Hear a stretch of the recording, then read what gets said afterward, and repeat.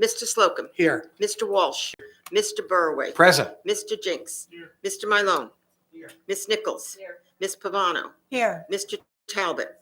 Mr. Veliver. Here. We have a quorum present, Mr. Chairman. Thank you very much. Please rise for the pledge. I pledge allegiance to the flag of the United States of America and to the republic for which it stands, one nation, under God, indivisible, with liberty and justice for all.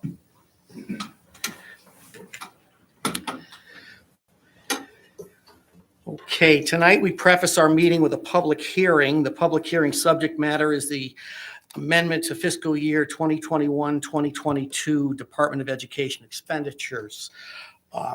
Mrs. Milton, will you read the call? Town of Cheshire Town Council Notice of Public Hearing. Consideration of amendment to fiscal year 2021-2022 Department of Education expenditures.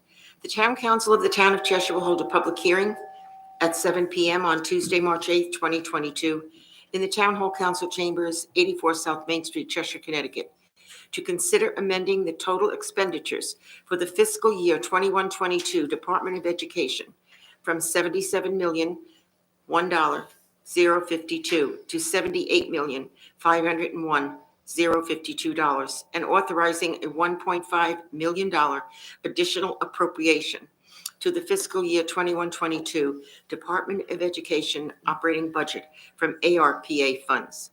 Dated at Cheshire, Connecticut, this 8th day of February 2022. Tim Slocum, Town Council Chairman. Thank you, Mrs. Milton. Basically, the explanation provided is fairly clear, but nonetheless, I'm going to ask that we get it explained. I think our town manager can do that eloquently and succinctly. Then if there are any questions, comments, protests, or applause, I ask that you just come to the dais and do all of that. So with that, Sean, if you could just provide a brief explanation. Sure, Mr. Chairman. I'll be very brief. When the fiscal 22 budget was adopted and contemplated last year, the council discussed and agreed that an infusion of funds into the Board of Ed Medical Trust Fund was prudent. And the plan is to use $1.5 million from the American Rescue Plan Act, ARPA funds. As such, this is the resolution that's required to formalize that action because we will be using the lost revenue enabling language from ARPA to fund the $1.5 million. So this is the necessary appropriation to increase and actually transfer the $1.5 million over into the medical trust fund. So that's it. Sean, essentially, the taxes were already levied. There's no changes in anything. This is essentially a bookkeeping necessity and a requirement under that money that was sent to towns and cities all over America. So with that, are there any questions, comments? No questions, comments. I see a lot of excitement or lack thereof. So with that, seeing none, I will, Mr. Yes, Tucker, please come forward. My name's Tucker Deming, 230 Oregon Road. So ARPA, all the cities and towns received ARPA funds. We received 8.5 million. The state of Connecticut, 4.77 billion. And in total, 1.56 billion for cities and towns.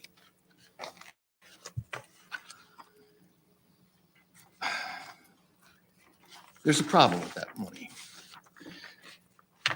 The problem is the last 2 years. The last 2 years we've been experiencing very difficult times, haven't we? And if we find out, as we are now, that those precautions, the masking, social distancing, the total disruption of our workplace, the bifurcation of those who have vaccines and don't have vaccines, the loss of jobs because of those mandates, those metrics. If we find out, and we will, that there really non-science related. They're based on political thoughts. So what has this money done? This money has increased our national debt by $10 trillion. We have a ruined economy after the last 2 years. And we're complying. We're using this money. I assume this money was a carrot. This is the carrot to keep our council quiet. They're comfortable with the idea. But we didn't elect you to be comfortable. We elected you to be wise people. And the large quotient of being wise is using your common sense. Now, if you have any interest in determining whether something is true or something is false, would you go to one source? Would you depend on one or two sources? No, we have an internet that, for good or bad, is a tool that can be used to assess a great deal of information that's possible for us to absorb.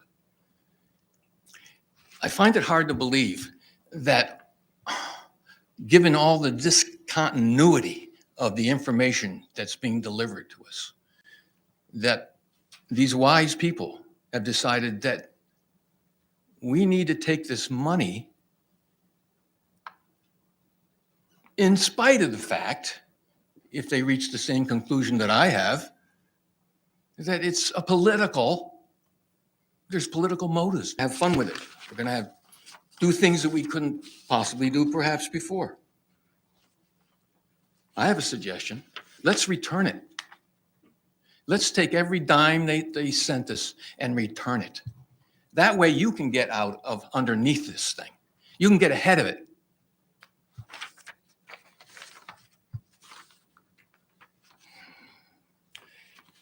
Mark Twain said, it's easier to fool people than to convince them that they have been fooled.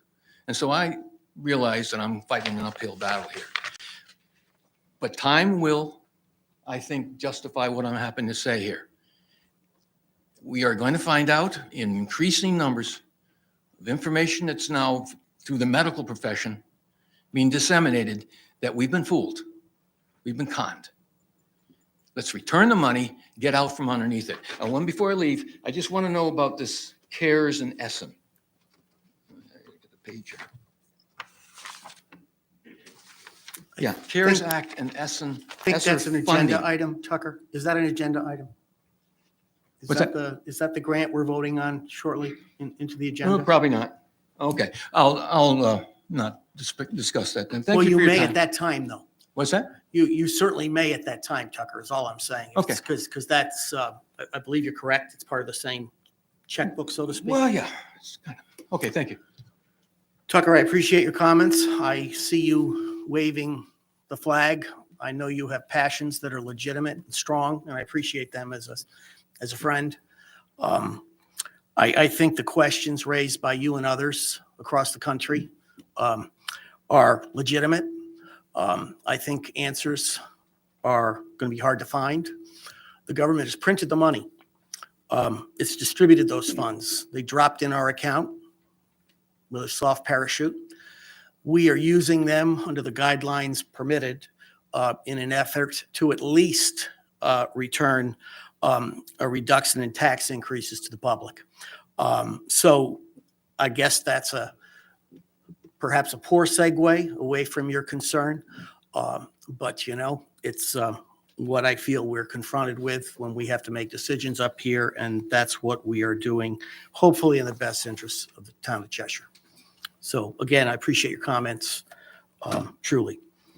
Anyone else? Okay. Then I will close this public hearing.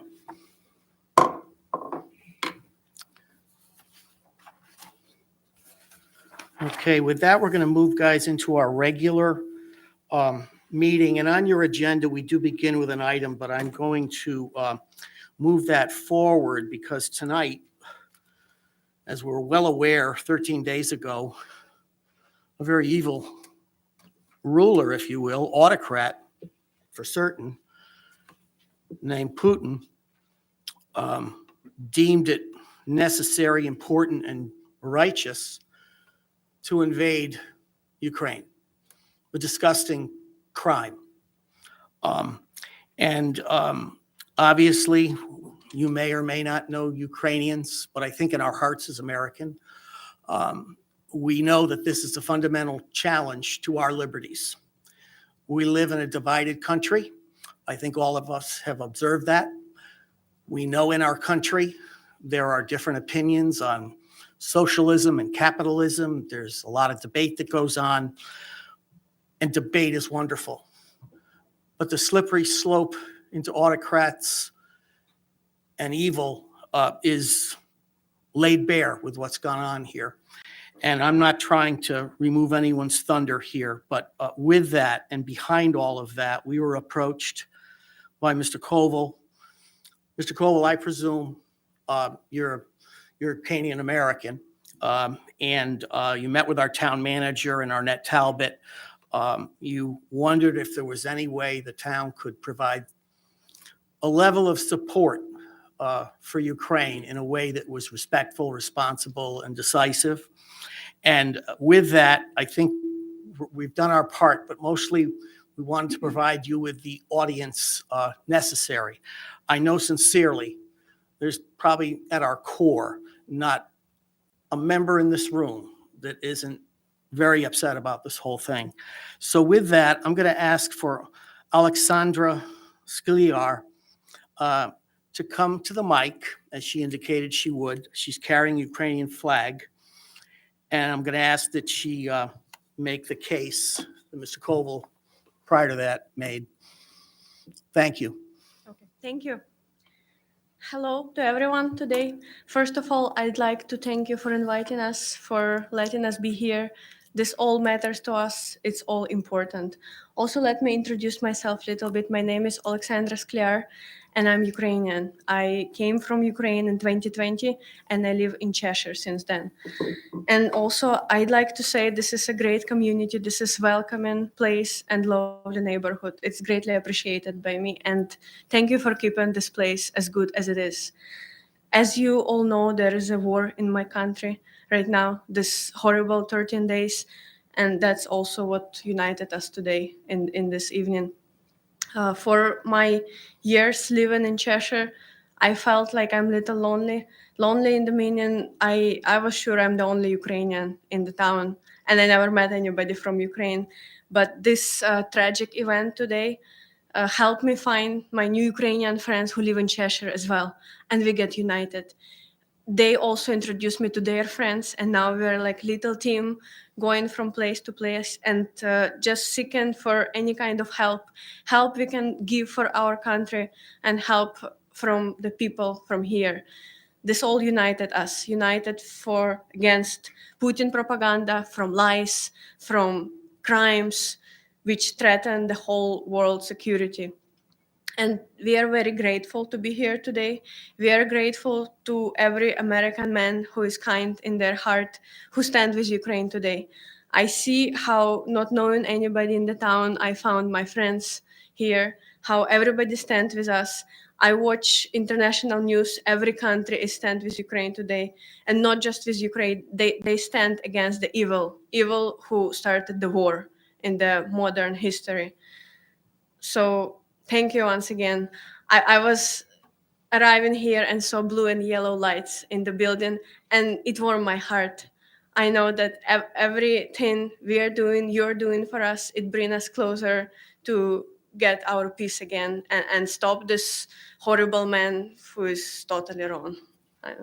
Thank you. Thank you, everybody. Alexandra, if you could just stay there for just a minute, I'd like to join you at the podium. Thank you. Okay.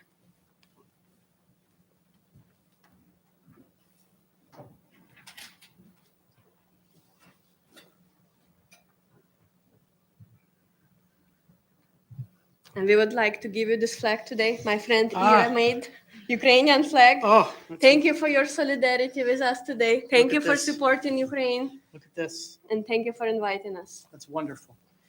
Thank you. I hope that's respectful. I would just like to take a moment to just give a proclamation for the support of Ukraine. Whereas the recent military invasion of Ukraine by Russia is an assault on democracy around the world, and whereas the Cheshire community has been touched, moved, and horrified by the aggression and violence and the conditions that Ukraine's citizens are currently experiencing, and whereas there are residents in our community who are personally impacted by this continuing event. Now, therefore, I, Tim Slocum, Mayor and Chairman of the Town Council, on behalf of the Town Council and all the residents of Cheshire, by this proclamation do hereby offer as a community our fervent support for the country of Ukraine, its citizens, and those with connections to Ukraine. We continue to hope for peace. Thank you so much. Thank you. Thank you. Thank you. Thank you.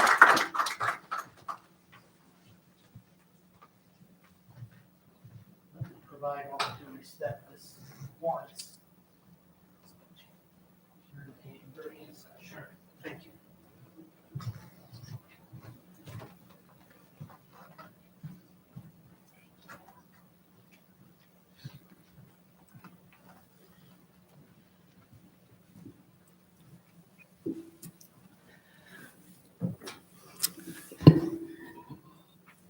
Okay, sadly, I think this is going to be an issue before us for some time, and we all have to really figure out a way to cope and deal with it. So God bless us all, really.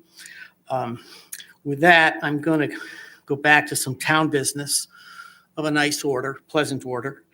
I'd like to recognize the former town historian, Janae Chesnow. The council is honored to have her. I hope she's in the room. There she is. So Janae, if you want to work your way up, I happily help you if you need it. While she's walking her way up, I did want to take some liberties. I've known Janae for a while now, but it's interesting. She's not a Cheshire native, and that's almost impossible to imagine. She knows more about Cheshire than any native I know. And I brought tonight sort of a compendium, in my estimation, of things that she's done. She started with trails. Oh, the Trails book. The Trails book. Oh, the Trails book. She was the best editor I've ever had to work for as a volunteer. She was terrific. She kept us on task. A book of trails on town properties. She did that in 1994. Then she was appointed town historian in 2012. And shortly into it, she started, I guess, really digging into some history on Cheshire. And she wrote this wonderful book, Men in the Monument. And this is a wonderful book about men on the monument and the men who were in the Civil War and fought for the USA, the unity of the country, and they wanted the rebellion over. So that's another thing she did. And perhaps most recently, it is absolutely most recently, Glaciers to Greenhouses. And this is a real deal book on the town of Cheshire. And I think every resident should own one. The Land Trust is selling them for $20. It's a real inexpensive read and beautifully mastered by Janae Chesnow. Finally, Janae, I'm going to give you an opportunity to say a few words before I come down and present you with a certificate of appreciation. But I've spoken enough.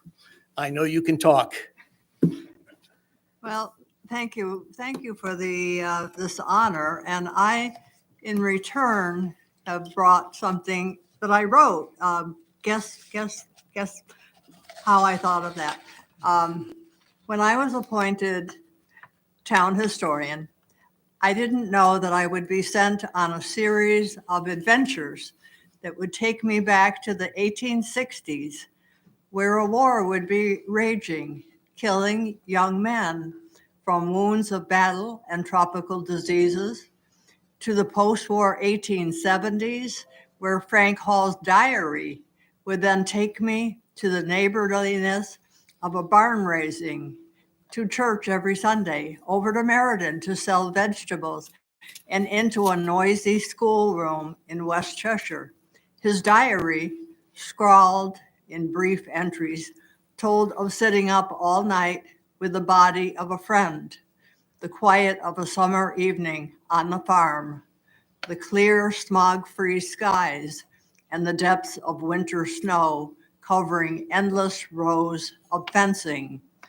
Working on the trails book would take me to the building of the canal, a glimpse of the lives of the Irish canal workers, and the building of a railroad where trains chugged over the canal bridges, and to West Cheshire, a noisy, lively din of an area where the mail came in and a telegraph operator received and sent messages of life and death. The Cheshire Historical Society's creation of a modern-day app displayed a bird's eye view of Cheshire from below the sky. It was exciting to think that anyone in the world with a cell phone could view Cheshire's town center via this prize-winning app, which was funded for 2 years. Early photographs told me of parades, exotic floats, as well as bleak faces of children, wildflowers that filled meadows and woods, simple hand-held tools of the trades, and a cage on the green where people could be placed as punishment. All these were where I learned about the town and went about beyond the printed page. Even now, as I drive by Ives Farm and the small former schoolhouse on Cheshire Street, I'm brought back to the people and events of that era. Not to say that I didn't write during that time, of course I did, but I tried also to convey via words the mystique of the trap rock and ceremonial stones. Future historians in most areas of the United States will have access to all kinds of communication, but not every country in the world will have a high level. Make sure that people everywhere can find out about Cheshire, Connecticut. Images may be the key, and that's the word of the town historian, Janae Chesnow. And thank you for this honor. Janae, if you'll wait just a minute, I'm going to make my way down there. In the meantime, Andre Chesnow, I know that has to be you behind the curtain there. Thank you for bringing your mom along. I know you're honored to be here as well. I'll be there in a minute. Yeah, you can.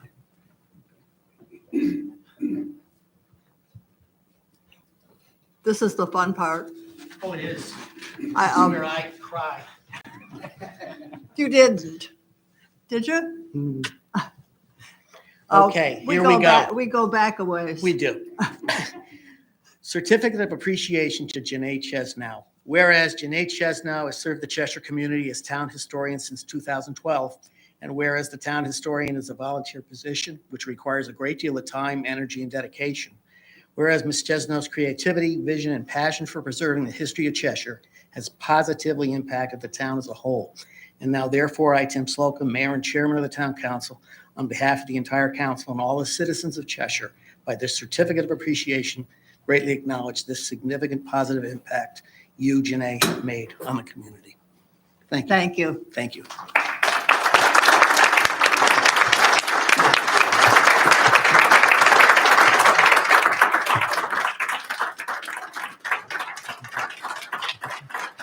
Oh, really?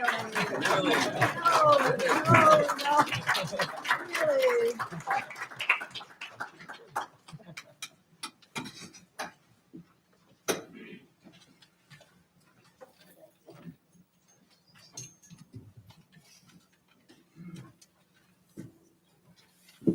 And you guys thought I was a tree hugger. Okay, next is a very nice opportunity, the recognition of the Connie Wallace Employee of the Year to Michelle Piccarello. Most of us, like all of us on the dais, know Michelle. She's Michelle. perhaps everyone in the audience doesn't necessarily know Michelle, but she works for social services. She runs the senior center. She does a variety of things in town. Certainly a go-to person during the COVID stuff. She works with the school system. She works with the town system. She works with residents. And with that, Sean, I'm going to turn this over to you. You're probably the best purveyor as her head boss and bottle washer guy to bring this to the fore. But Michelle's here, right? There she is. So probably the first thing you should do, Michelle, it takes a long time to get to that. You could start walking, and Sean, you could start talking. Sounds good. All right. Well, thank you, Mr. Chairman. And there she is. I know she's loving this part. So as Tim said, I think pretty much everybody knows Michelle Piccarello from a variety of different ways. If you've been around Cheshire, she is always here to help people. Her departments, as you said, the Human Services Department, the Senior Center, and the Senior Services Department, touch people's lives in so many different ways. I should start by saying the annual Connie Wallace Employee of the Year Award there's a nomination process, and then there's a vote by all of the town employees. And I couldn't think of anyone more deserving than Michelle. She's always goes above and beyond. You will hear her or see her showing up at people in their showing up to help people in their darkest moments at times, helping proactively come up with programs, as we'll talk about even later tonight, to help everybody in Cheshire, the youth, the not so young, and everybody in between. Michelle is just a terrific employee. I think I know that I am very blessed to have her on our management team. She helps, as I said, everybody across departments. She's always willing to pitch in and help. Frankly, she helps people probably in their own personal lives at times, and she's just a wonderful, caring person, very well deserving of the Employee of the Year award. I know she doesn't like the spotlight, so I probably shouldn't go on much longer. So I will let Chairman Slocum come up to read the proclamation. And again, congratulations, Michelle, and we thank you so much for all you do for the town of Cheshire. Thank you. Michelle. And just so you know, everyone in town hall loves you. This is the longest proclamation I've ever read. If you want me to abbreviate it, I can. No, I'm only kidding. Okay, this is a certificate of recognition for the 2021 Employee of the Year, Michelle Piccarello. Whereas the town of Cheshire annually recognizes the Connie Wallace Employee of the Year, selected by nominations and ballots of fellow employees and presented to an employee who goes above and beyond. And whereas the 24th Annual Employee of the Year Award has been presented to Michelle Piccarello, Director of Human Services, and whereas Michelle has been employed with the town for over 20 years, and during her tenure has worked tirelessly behind the scenes in the role that by necessity is not widely public and visible, but that touches many lives in the community. And whereas Michelle has provided unwavering departmental leadership throughout the COVID-19 pandemic, and whereas Michelle has played a pivotal role with many important initiatives and programming in the Human Services Department. Whereas Michelle Piccarello has supported her staff with the Human Services Department's increased workload and has been dedicated to addressing the significant increase in the need for community services as a result of the COVID-19 pandemic. Now, therefore, and finally, I, Tim Slocum, Mayor and Chairman of the Town Council, on behalf of the Town Council and all the citizens of Cheshire, do hereby recognize and congratulate Michelle Piccarello, that's for the 15th time, for this well-deserved award, and offer our sincere appreciation for your exemplary service to the town. Thank you. Thank you.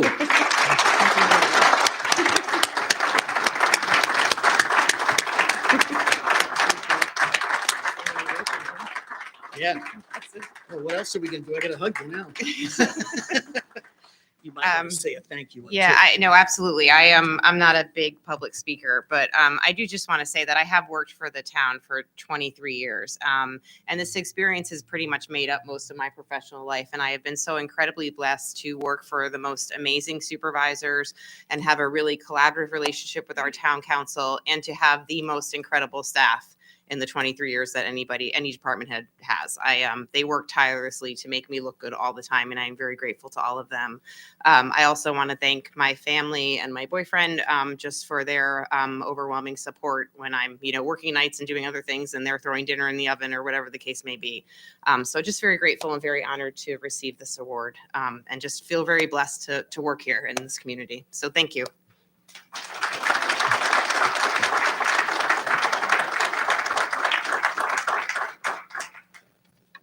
Mr. Chair, before you continue, if I may, please. Mr. Talbot. Thank you. Appreciate the opportunity. So tonight's meeting started with 3 different items, but I want to say that the 3 items are wrapped together with a common thread, and that common thread is caring. Michelle Piccarello, who I've known for all the years I've been on the council. I know her not only as an employee of Cheshire, but also I'm lucky enough to have her as a neighbor as well. Michelle's work with this town is really like an iceberg, because all you see is the tip of what is going on. You don't see everything below the surface that she's doing. She does an incredible amount of things for this town, and we can't be more appreciative and more happy to have you as our employee of the year. And I listened to Janae Chesnow, who is an incredible individual, who has served as our town historian for 10 years, probably the smartest and easiest votes that we had over the 10 years was just renewing Janae's town historian tenure to serve this community. She's done a tremendous job, as evidenced by the great literature. We were lucky enough to get the Glaciers book, and I've read it as well. It is an incredible piece of literature that I'm proud to have. But as I listen to you speak, Janae, and again, the caring that you have for the community, and it leads me back to how we started the evening with our friends from the Ukrainian community. And my choice of wardrobe tonight was not by mistake. There is incredible solidarity with all that you are going through. I talked about the caring Janae has, and listening to her talk about the history and everything. And as a lifelong Cheshire resident, I can't for the life of me imagine if my community was going through what your home community is going through. So I know I speak for all of us when I say you have our total and complete support for as long as this takes. Our hearts, our thoughts, our prayers are with all of you and your family. Thank you so much for being here tonight. All of you, from Michelle to Janae to our friends from Ukraine. Thank you so much. I appreciate it. Thank you, Mr. Chair. I appreciate Thank you, the Mr. opportunity. Talbot. Very well said. Very well said. Okay, with that, we're moving on to some of the bland stuff in this world. Not really, Frank. We're going to go on to the presentation of the Public Safety Commission survey. The Public Safety Commission put together a survey. Tonight is the night they have an opportunity to present it to the council as a group. So you're gonna do the button? Let me just. Good evening. I'm Frank Lohman from Stonegate Circle here in Cheshire. I have the privilege of serving as the chairman of the Public Safety Commission / Prison Community Relations or whatever. Thank you for keeping my group together. I appreciate that very, very much. And they do too. Tonight, as the chairman has said, we have published a survey in November of last year, asking questions about the citizens' thoughts about safety in town. Tonight, we're going to share the results of that with the town council. And hopefully, during our course of this year, we're going to address some of the issues that were raised and ask for the help of the town council in doing so. So thank you for the opportunity. My commission, which again you have kept together, is headed by yours truly. Lauren Mealy is our secretary treasurer. Guy Darter is a commissioner. Corey Nash is a commissioner. Jim Jinks is our council representative. Our Lieutenant Donald Miller of the Cheshire Police Department is our town manager representative. And Tracy Benson is our recording secretary. I have left out one member, our vice chairman, who is standing behind me, who is the driving force behind this survey. Put it together, posted it, put the results together, and I'm going to turn it over to him, although he is suffering with a little bit of it's not COVID, it's a cold. But he's going to see if he can make it through the presentation because he knows this thing better than anyone. So thank you all very much. And I'm going to introduce right now our Vice Chairman, Greg Wolf. It's all yours, buddy. Thank you, Greg, for taking this on. Sure. Thank you, everybody. So I'm going to walk you through the results first, and then there's 3 highlights that after the end we'll kind of walk through. Okay. That's us. Just pretty much just shows you the respondents, mostly women, a good chunk women respond. Next. This just shows respondents by council district, and it's pretty evenly spread.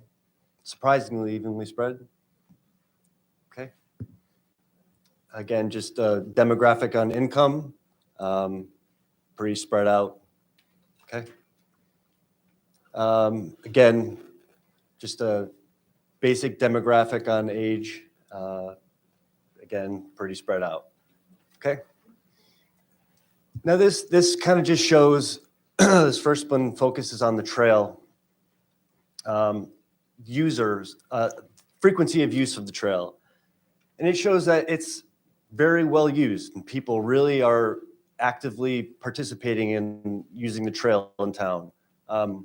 Surprisingly, there are, like it says, 15% use it 6 to 10 times a month, which is a lot. So just to give you a little bit of background, there were 225 total respondents to the questionnaire over, I think it was about 2 months in the fall when we had it out, primarily on Facebook, and there were some direct, people emailed it directly to one another. Okay, next. So this slide just shows what people are using, how people are using the trail. And over here, take this with me. The first category shows you that the majority of the people are walking on the trail, but there's a significant amount of people, 18% total, that are using it in other ways, biking in or running. The other parts of this slide show you how people are confident and safe. Put this back here.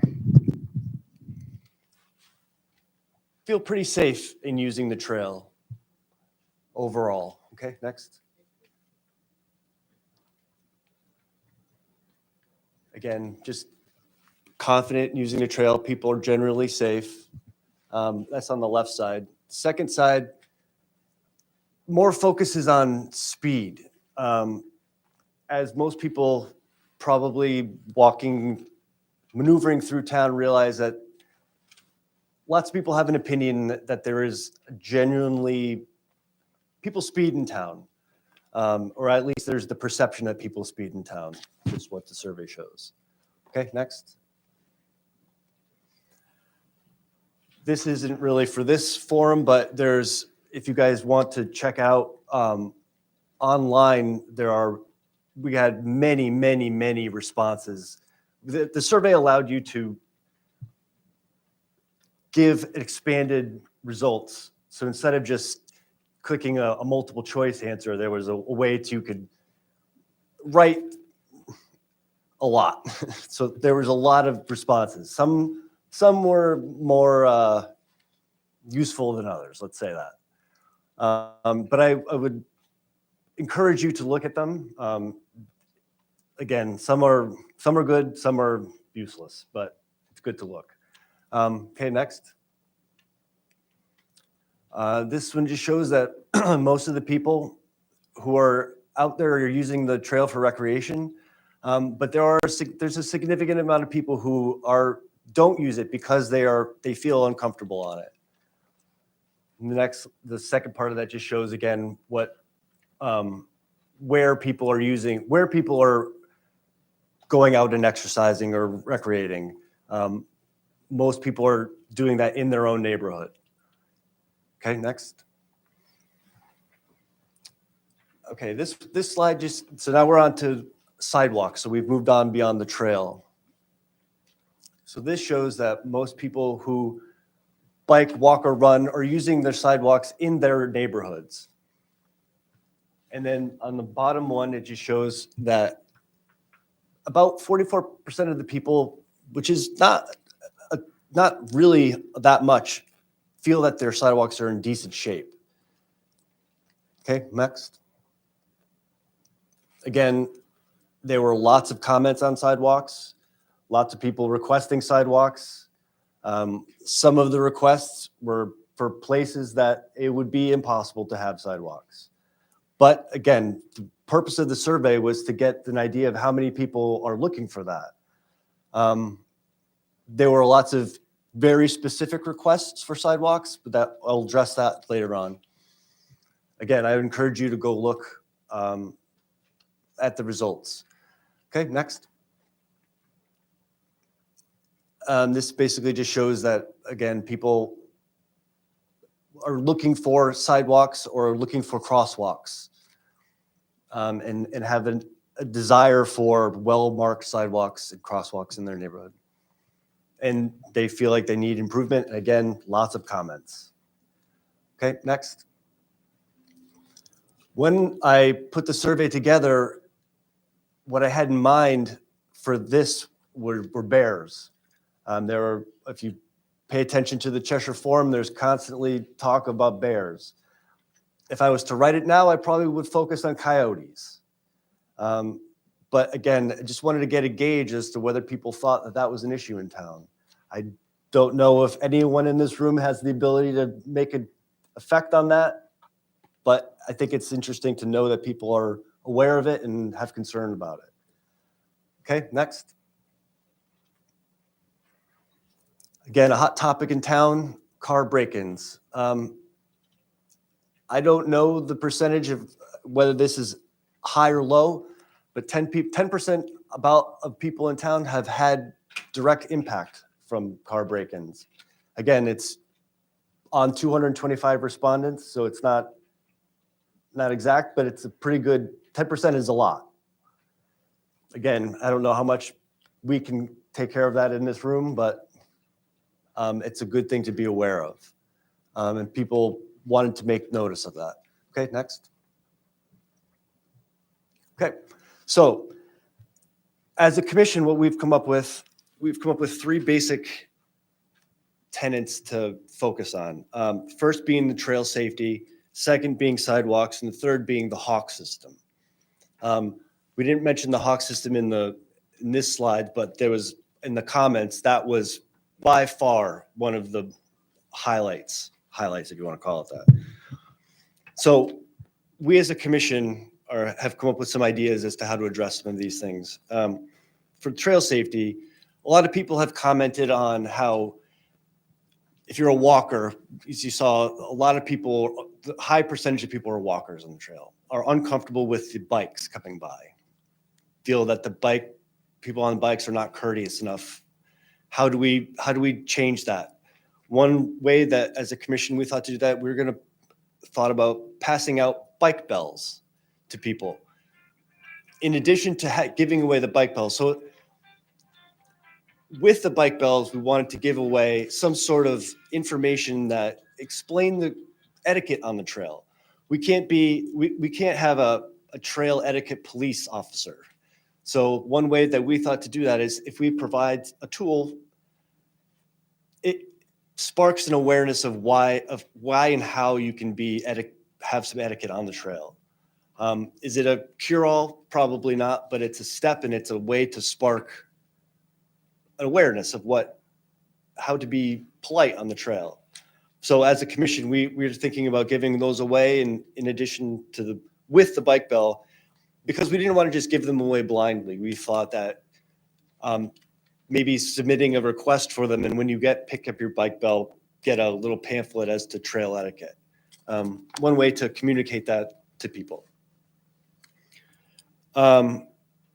Second thing that the commission wanted to highlight were the sidewalks. So what Commissioner Jinks has put together with us is a proposal for the public to request sidewalks through the Public Safety Commission. There's an application that we're going to come up with your help that will have some criteria based on whether your proposed sidewalk request connects to other trails, connects to open space, connects to the parks. Because if we just blindly put out an ability for people to request sidewalks, everyone's going to request them. And the reality is that a lot of places can't have sidewalks, whether it be the street is not conducive to it because it's a really slow traffic area. It could be that there's not enough right of way, the various reasons. So we wanted to put together something that will allow the public to request sidewalks, so through our commission. And the third thing that people wanted to highlight was the Hawk system, the crossing at the trail at West Main Street. Again, a lot of people are confused by it, rightly or not. People have a lot of opinions on it. So as a commission, one thing we thought to do is maybe have all of this involves some sort of communication and awareness and education to the public. Whether it be a community forum or something like that, so that we can have someone from the state, someone from the town, talking to people who have problems with it and explaining why it's there, how it works in other communities, and that it's not going anywhere, and how best to use it. And also, and one way I thought that this could work is when the rollout so as a town, we've put for a grant to have a chicane installed to slow bikes and pedestrians to cross at the crosswalk. Excuse me. So when that rolls out, hopefully this spring, possibly having some sort of public awareness campaign to explain how to use it and why it's there and all that. So those are the three tenets. So that's pretty much the survey. Do you guys have any questions or comments? Well, Greg, thank you for the survey. It's an You're welcome. excellent survey.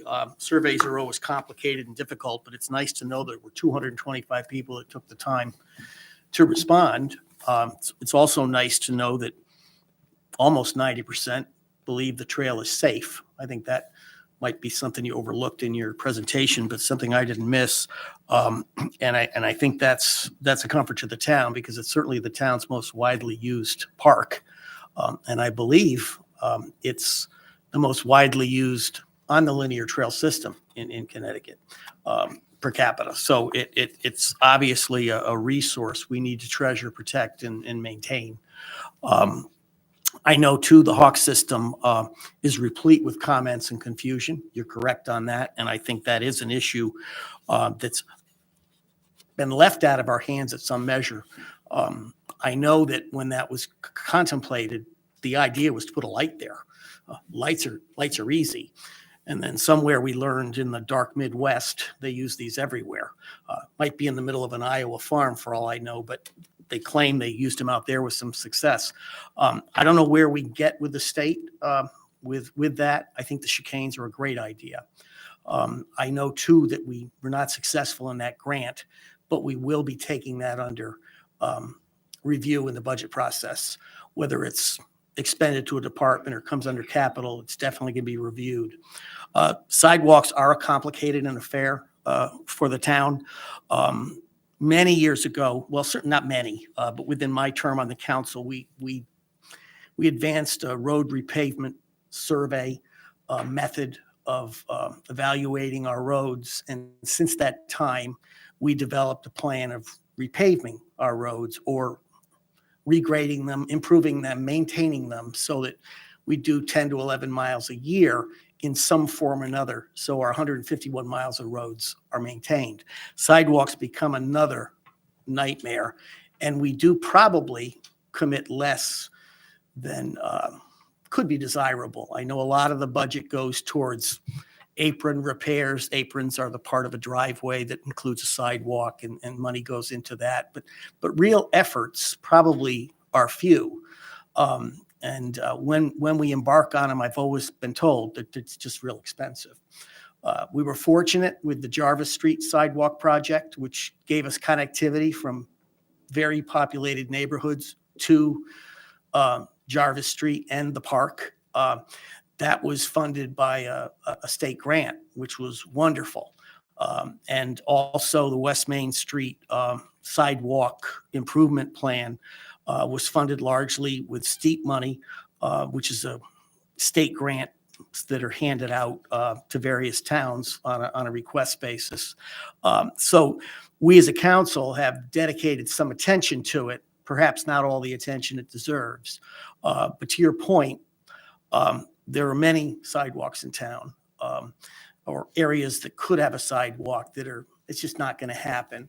But maybe another factor, this is just an observation, having been on the Planning and Zoning Commission a couple of years ago, sidewalk waivers are often granted. And maybe it's not a sound thing to do. Maybe when something is developed, sidewalks should be, more imposed in a development. But that's a question for them, not for us. But I thought I'd use the bully pulpit to make a comment. So with that, I know my colleagues may in fact have a question or two.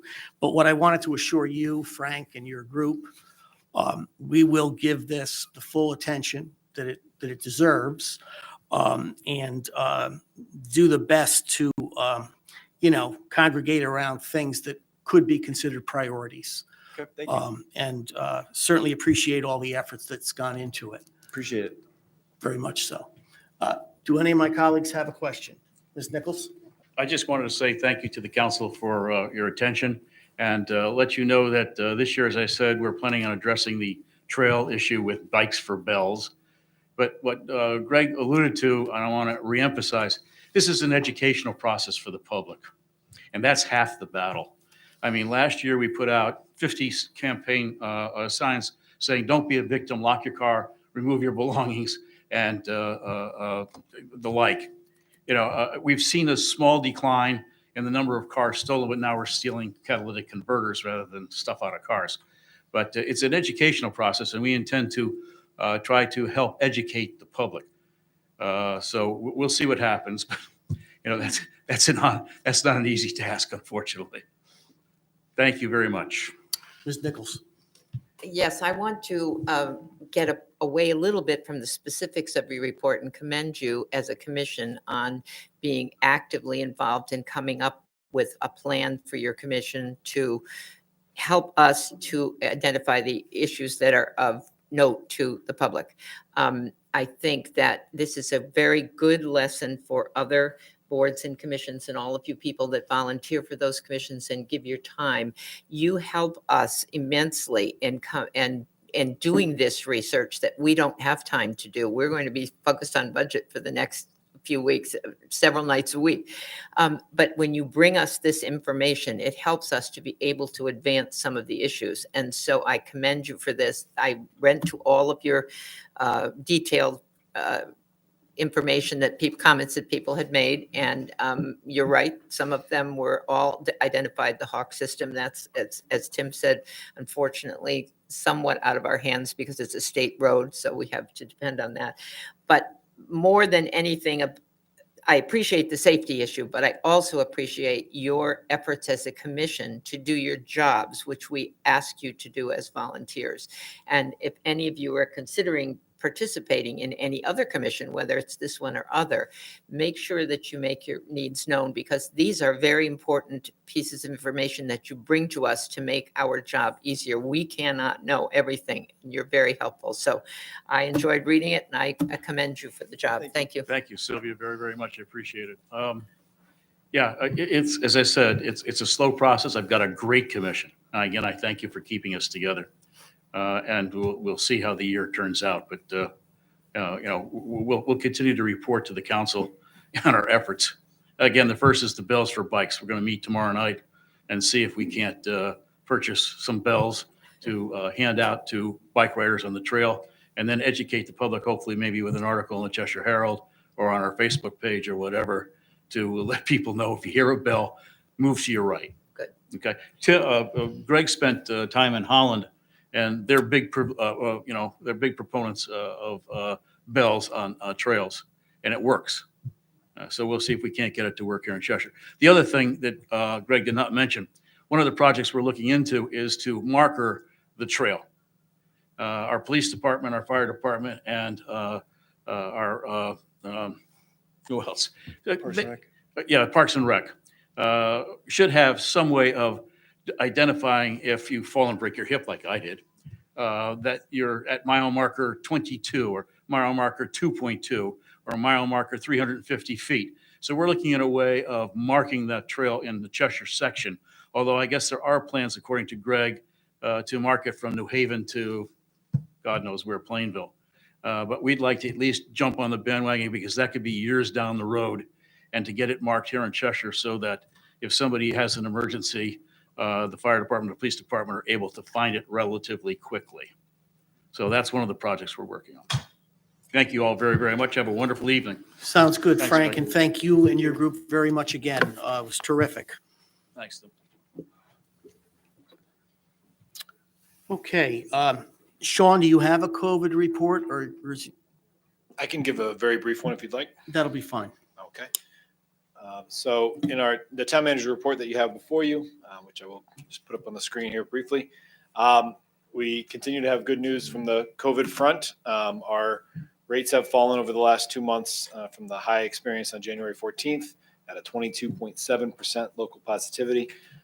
As of yesterday, our local positivity rate had fallen to 2.3%. That's 57 positives in Cheshire out of 2,514 tests. And again, that's down from 8.6% last month, my last month's report. You can see the chart there showing the precipitous increase and then decrease from the Omicron variant. And you'll see that we're down to this nice 2% line. Again, local cases on the DPH daily cases per 100,000 population. We have finally moved out of the red category into the orange category. We are at 13.1 daily cases per 100,000, down from 95.0 in my last month's report. And a small uptick in vaccinations. Cheshire currently stands at 86.54%. That's an increase of 0.8% over the last month's report. As everyone's aware, the masking policy for municipal buildings is no longer in effect, with the exception of the senior center minibuses for transportation, where operators and patrons need to still continue to use masks. And also, if anyone is tested positive for COVID and is back to work for days 6 through 10 after positive tests, they still do need to be masked. Reminder of the testing locations that are available. We have those updated links on our website. And that will conclude my COVID report. Thank you for that, Sean. With that leads us into public comments, and these would be anything that's not on our agenda that any member of the public would like to advance now or forever hold it till the next meeting. Please so, Mr. Deming. Tucker, 230 Oregon Road.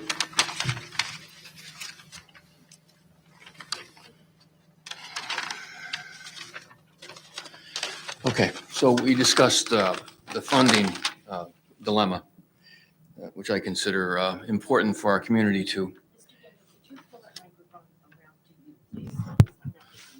How's that? Okay, we discussed the funding that has been given to the town for our compliance, I believe. Next, we're going to have the realization that the vaccines that we've been mandated to have are neither safe nor effective. Now, I'm certainly not the only person in this room who has been exposed to that idea. And it beggars belief that all of the information that must be ignored in order to believe that they are safe and effective has not been offered by science. Pfizer is still holding back information about the actual ingredients in their vaccination. They wanted to hold it back for 75 years. Well, they're being forced to let it be released over the next 6 months or so. Interesting that an experimental vaccine, we're going to call it, it's really gene therapy, has been given the okay by the FDA. Of course, on an emergency basis. That's the only way they could do it because it's not an approved inoculation. So we're going to be faced with, and the medical field certainly is going to be faced with the results now of their compliance with the non-scientific protocols, the resistance to any therapeutics, hydroxychloroquine, ivermectin. Ivermectin is safer than aspirin. It costs a penny a piece to make. Now, if you were a pharmaceutical company and you had connections to the FDA, you might be able to make a connection here. If we suppress the therapeutics, we'll be able to use this vaccine to great benefit for us. I'm afraid that's what we're involved with here. And we're hopefully going to quickly assess our situation and come to the right conclusion. Because what's next down the road is a smart health card, a biometric health card that on the surface seems innocuous and will be,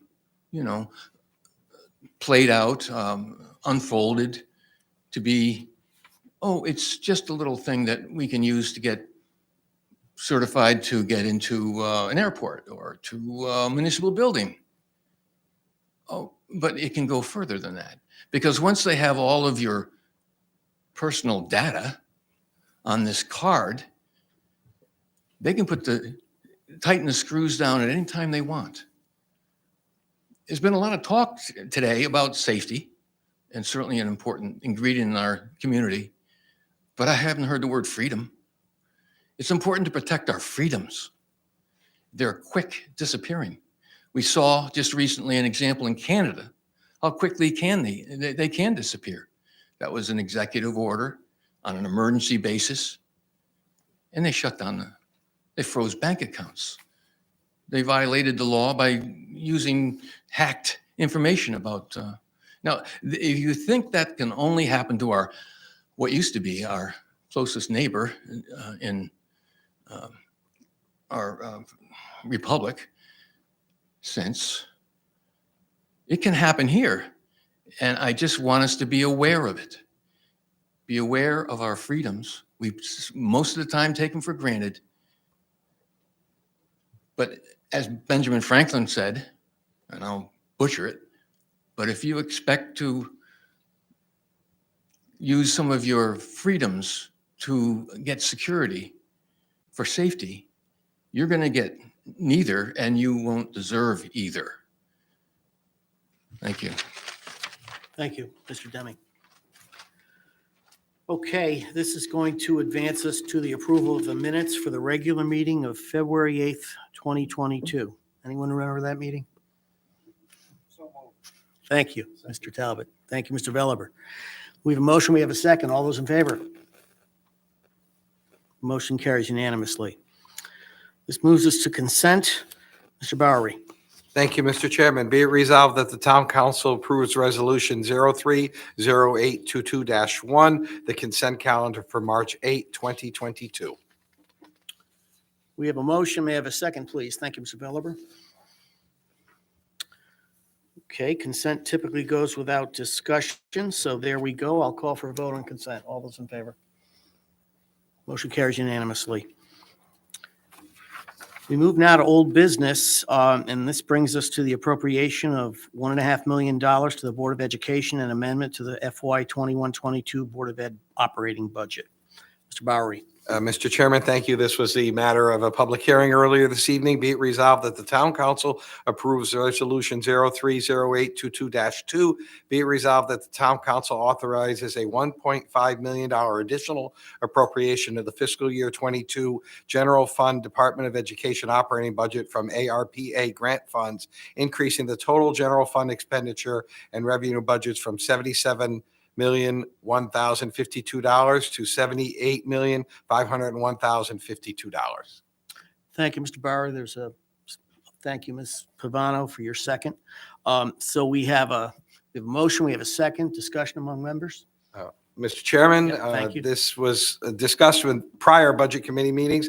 It is in compliance with the funds that we were given. I think we are certainly within our rights to exercise our fiduciary duty as the financial authority of the town, financial body, to decide whether we want to comply with the regulations or not. And this puts the use of those funds within the regulations. So there's no question that we're not using them for any improper or disallowed. And therefore the government will not be coming back to us and saying they want it clawed back. There are no strings attached to this in terms of any social ills or medical items or whatnot. It's strictly a numbers and strictly a bookkeeping move that we're making here on behalf of our citizens. As you eloquently said earlier, this is saving us tax dollars. The $8.3 million we're getting is equal to 3 mills, and we are using that wisely. Here's one example. A little later will be another one of some wise use of this funds to help our citizens. Anyone else with a comment on that? Well, I guess my final comment would be, well, with every carrot, there is an issue, and we do know that this is dealing us inflation. So we all keep that in the back of our minds. So while it is important and it helps us with those mills, we are dealing with inflation, and Lord knows where all that inflation came from, but free money may be part of it. I'm certainly going to support it. It makes sense for the taxpayers of Cheshire. For that, I'll call for a vote. All those in favor? Opposed? Motion carries unanimously. Okay. Now we move to B, which is the the school modernization update. Ms. Nichols? Thank you, Mr. Chair. We have another committee meeting tomorrow afternoon. We had a brief meeting in between this last week. I have nothing significant to report. All of the issues that we discussed are being worked on, and we're hopeful by tomorrow we will have some answers to give you. So there's really not an update as to any significant change at this point. Thank you. I will note for the record, I was unable to attend that meeting, so I have to take her word for it. Mr. Bowery? Could I ask one question? If you could, in the meeting tomorrow with the professionals that you folks join, could you ask them to confirm that with the problems that the school grants group is having up in Hartford, that the reimbursement rates that they have led us to believe in the drafts and all, that they are correct and they're not one of the several towns where there's problems? I will make sure that question is asked for sure. I think they are, but we'll see. There were some other issues in those towns, I think. So Yeah, thank you. Yeah, that's an interesting kerfuffle, I guess you might say. I think it may have implications for the town. We don't know. But we're going into something. It's not something we got approved and have to struggle over. So at this point, anyway. Okay, thank you for that, Ms. Nichols. Any other questions? I guess no. We'll move now to new business. Up front is appropriation of $58,000 to the American Rescue Plan Act. Again, ARP funds to be used for the teen mental health first aid trainings. Ms. Pavano? Yes, thank you, Mr. Chair. Be it resolved that the town council approves resolution 030822-3. Be it resolved that the town council appropriates $58,000 of American Rescue Plan Act funds to a new special revenue account to be used for teen mental health first aid trainings for Cheshire youth in collaboration with the Cheshire Public Schools. Thank you. We have a second from Mr. Jinks. Discussion. Yes, Michelle is here. I wonder if you'd like to come up and talk a little bit about this, Michelle? Thank you.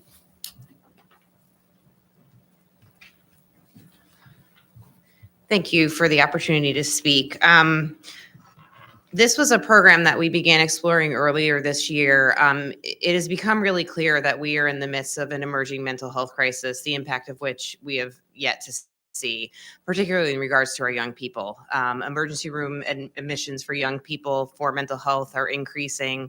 In 2019, just as the pandemic was beginning, the public health department declared teen suicide a public health crisis. And so as we try to really get ahead of mental health, youth mental health, the offering of a teen mental health first aid program will really allow us to do that. I know there's some information in your packet about what the program involves, so I won't go through all of that with you. But what the plan would be to train some high school staff in youth mental health first aid, and then to train those same staff in teen mental health first aid, which allows them to train young people to identify somebody who's struggling, to identify somebody who might be in crisis, to identify the signs of a substance use issue, and then not to intervene themselves, but to know that their peer might be struggling and then go find a trusted adult who can help them get that young person some help. The beauty of this program, in my opinion, is that it's preventative in nature. And so that we are getting ahead of a crisis for a young person. We are dealing with it before they have to go to the emergency room. We're getting them support before it reaches crisis level. And our plan would be to train each sophomore class going through Cheshire High School. So the program could do 1 year, and then the subsequent year train the next sophomore class, and it would keep going on and on and on. To infinity if we decided to, right? And so this is an investment really in our young people and in their future and in our community. And I think when young people are well emotionally, it brings a whole host of other positive things into their world, and it reduces risky behaviors, which is really what we're trying to do. So there's a huge benefit to offering this program. I believe it's a really appropriate use for this funds. It is in response to the pandemic and the crisis that it has caused, particularly among our young people. So the Human Services Department certainly supports it, and really hope to be able to work collaboratively with the school system to offer this program. Thank you for that, Michelle. Any questions? Mr. Belliver. Yeah, just a quick question. Why start in the sophomore year? Is it just a timing issue, or? So the training is designed for young people ages 15 to 18. We believe by offering it to the sophomore class, they're then in the high school for their junior and senior year.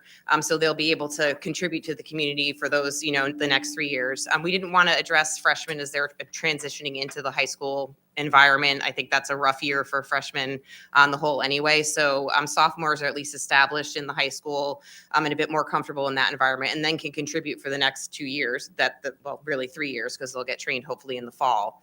So each sophomore class coming in would then have a subsequent impact, for the next few years. Yep. Okay, Ms. Pavano. Yes, Michelle, I'd like to ask, I know that because of the pandemic, we've had a lot more children identified with depression and anxiety. Mm-hmm. Can you give us a little background of how you think the numbers have gone in the last 2 years? Sure. Versus the year before the pandemic? So I can actually give you some specific statistics if you want to listen to them. But in terms of the CDC, from August 2020 to February of 2021, the CDC described an increase in the proportion of adults. This is adults reporting recent symptoms of anxiety or depression from 36.4% to 41.5%. With the fraction reporting unmet mental health care needs increasing from 9.2% to 11.7%.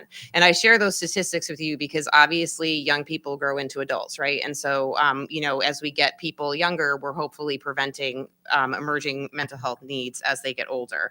Among children and adolescents, the proportion of mental health related emergency department visits for those aged 5 to 11 years and 12 to 17 years increased 24% and 31% respectively compared to 2019. So it's a significant increase in what we're seeing. I can tell you too, in our community, in the clinical division, in the Human Services Department, we are at a waiting list. We are seeing, increased referrals for young people dealing with anxiety and depression, a lot of anxiety around certainly emerging from the pandemic, but just also in general, there are so many factors coming into play right now after coming out of isolation, struggling socially, dealing with getting back into the school environment. Families are really struggling. And so, a good example is in our crisis intervention unit, we've had over 200 referrals since this past July. So those are crisis cases that we get called out to, typically by the police department, and many of those are involving young people, and many of those are involving mental health needs.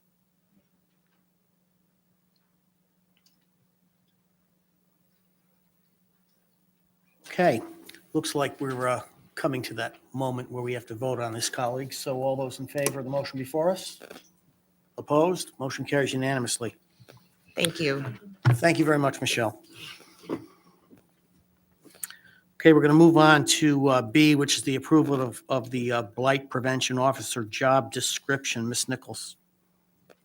Thank you, Mr. Chair. Personnel has been busy. We have a lot of job description changes tonight. The first one is as followed.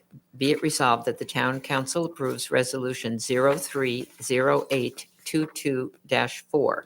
Be it resolved that pursuant to the recommendation of the Personnel Committee, the Town Council approves the Blight Prevention Officer job description as presented and attached.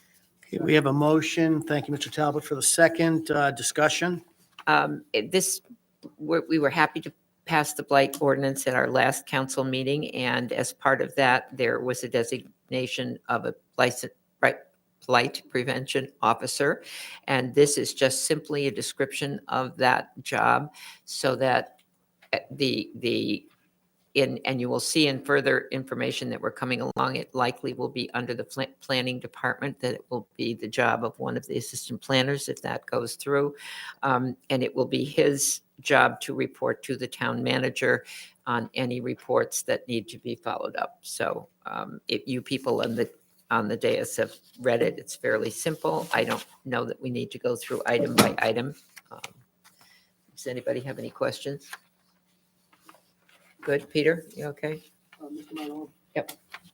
I just want to make sure that we're all on the same page, and this is a job description, but not a position description. This That's is correct. Okay. That's correct. Just the position of blight enforcement officer will be designated by other job descriptions by the town manager, correct, Sean? That'll be your choice. That's correct. The way the ordinance is written, the blight prevention officer is myself or my designee, and so Right. self-serving. This is certainly an appointment I'm happy to make, but it is not a new position. It would be the duties of an existing employee, to your point, Mr. Milo. Thank you. Any other questions? Okay, well, we do have a motion before us, so all those in favor signify. Opposed? Motion carries unanimously. Thank you. With that, we move along to C, the approval of the planning department job descriptions. Ms. Nichols. Okay, this one is Resolution 030822-5. Be it resolved that pursuant to the recommendation of the Personnel Committee, the Town Council approves the following job descriptions for the Planning Department as presented and attached. A land use specialist, which is a new title of a position, an assistant town planner zoning enforcement officer, which is an amended description of a position that already exists, and the town planner development coordinator, which is amended to reflect these changes. Thank you. Thank you, Mr. Talbot. Discussion. I'm going to ask Mike Glidden, our town planner, to come up and perhaps explain these. That each one is a little bit different. And it appears that we're voting for all three of these in this one resolution. So I think we need to be clear about that. Okay, so we want to make sure we know. Okay, for the record, Mike Glidden, Town Planner. Thank you this evening. Nice seeing a few new faces. I haven't met you yet personally, but it's been a pleasure here. I guess what I did with the Personnel Committee, we'll go over a few of the positions one by one, and I'll start with the Assistant Town Planner position. This is a position that existed previously in the department, and really what we're doing with this position is consolidating some of the enforcement responsibilities that are in the department. Right now, you have a part-time zoning enforcement officer. Those roles are being combined in the assistant town planner position, along with updating some of the job qualifications. With being the zoning enforcement officer, the inland wetlands agent, the aquifer protection agent, there are some certifications with state associations which are required, such as being a certified zoning enforcement officer with the Connecticut Association of Zoning Officials, DEP certified agent with DEEP, which is a requirement, and then certification as an aquifer protection agent with DEEP.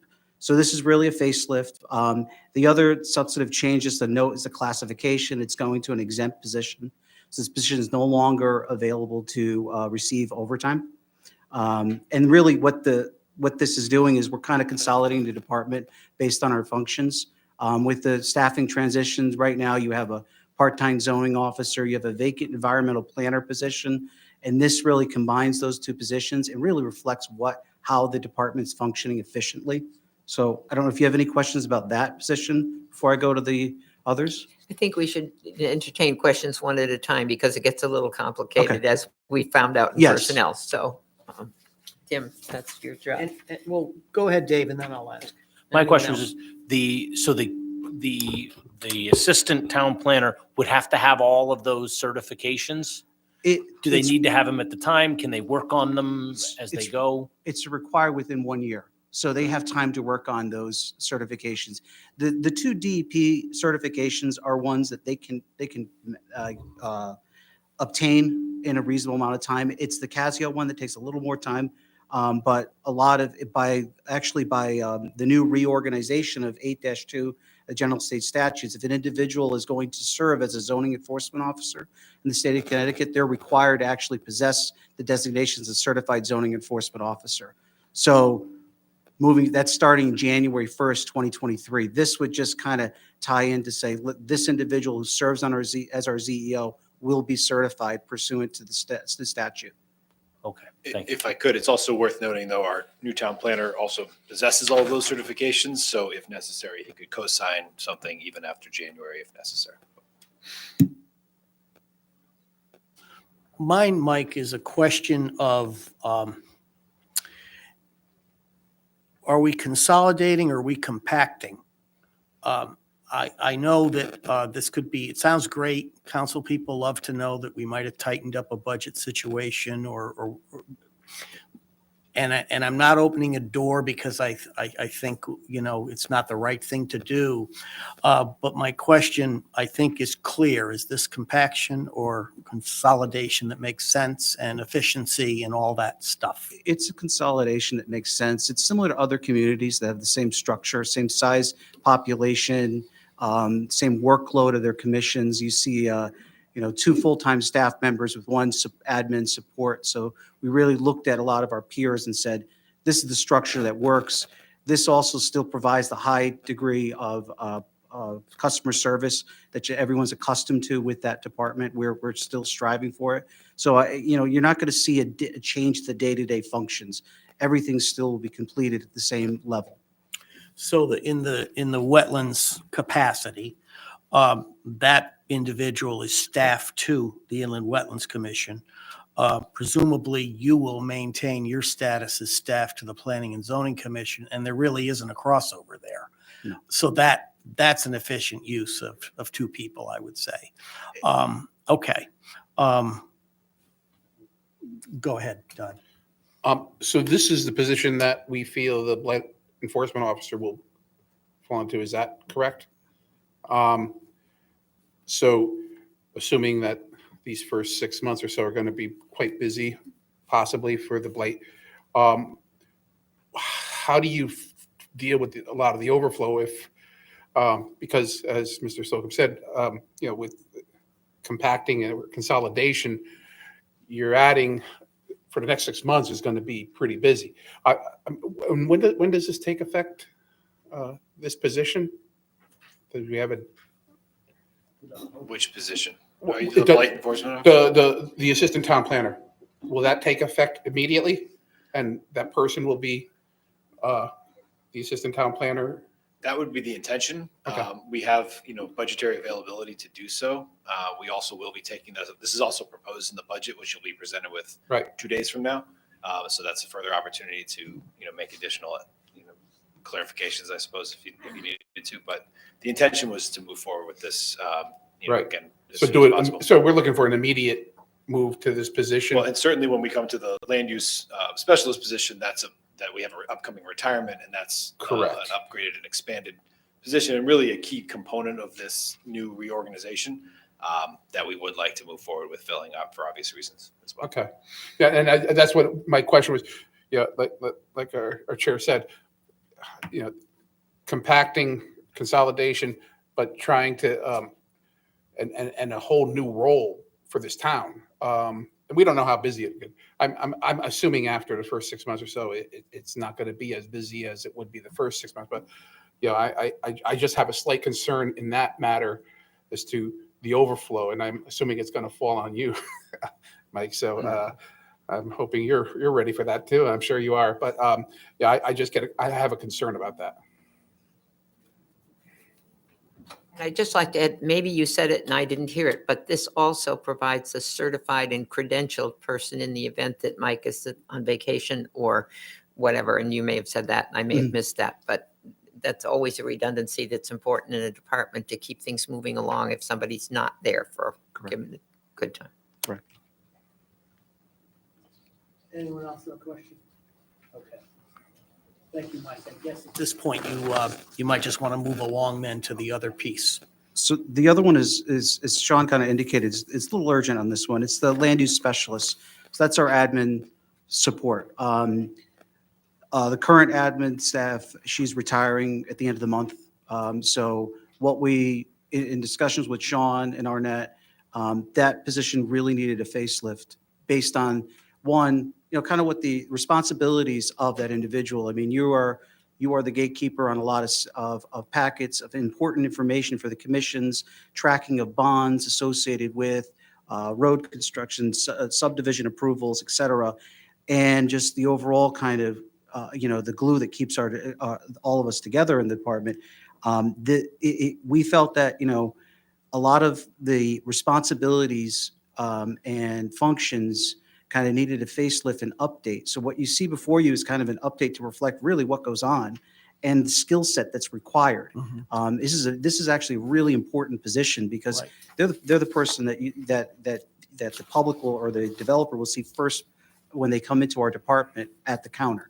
But at the same time, they're also responsible for organizing a lot of different important documents that, like, for example, putting legal notices together. As I said earlier, making sure referrals are made in a timely manner, because on our world, everything's based on time, statutory requirements, and there are things we can't miss. So what we did was this position is similar to another community, and it really reflects, like I said, an updated version of what occurs there. And what we felt that is that the skill set required, because based on what our current admin staff really, she's providing a skill set. It's going to be really tough to find with the current job description if you want to match what Jocelyn provides on a day-to-day. Really, this reflects what she's doing, and this puts us in the position where we can attract the best talent to assist with this department. And this one's kind of, like I said, an urgent need. Yeah. With the retirement. Anyone else? Mr. Belliver. Is this a new classification? The TH7, is this a new classification or an increase in classification from the current position? It is an increase of the current position, but you have to also remember too, so maybe go back, probably should have said this earlier, on the structure of our department. Prior to my employment, there were two admin staffs. One took an internal promotion, went to the police department, and then two, I have a full-time staff member that's still there, that she's retiring.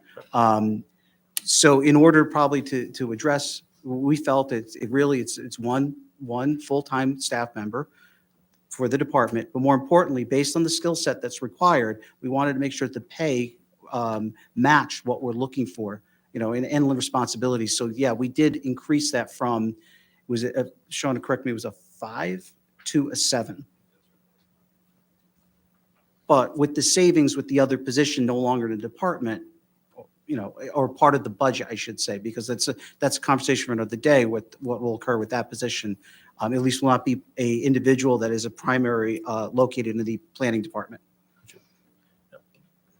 Yeah, one of these, if I could just add to that, what Mike's referring to, and I think the council is familiar with our discussions previously we had a part-time position that was in the General Services Department that we called a little bit of a utility position that could move around. In the budget, you'll see as a preview of Thursday, that additional position, that position used to sit over physically in the planning department when we created that change. Part of what we're seeing here that's an added resource that all town departments can take advantage of, primarily in the town hall building, is this general services clerk position restored. Kept that same position that moved over to the police department will remain a full-time position, physically located, again, in the planning department, but available to other departments. So that is an added layer of support that when things get busy, just by physical proximity to the planning department and being housed there, that person, just as they did before when they were part-time, or that position did when they were part-time. There's no acting person in the role right now. Well, if we get that approved in the budget, that's something that will add a layer of support for the planning department when, again, there's a busier season, a series of applications or whatever else this land use specialist needs as additional support, just as is available to other departments when they have a busy season. Or could be the land use specialist on vacation and Right. this individual could pinch hit while he or she is away on vacation. Correct. Thank you. I figured as much. I figured that this was an increase in classification. I just wanted to make sure this. Well, I think Arnett. At the mic.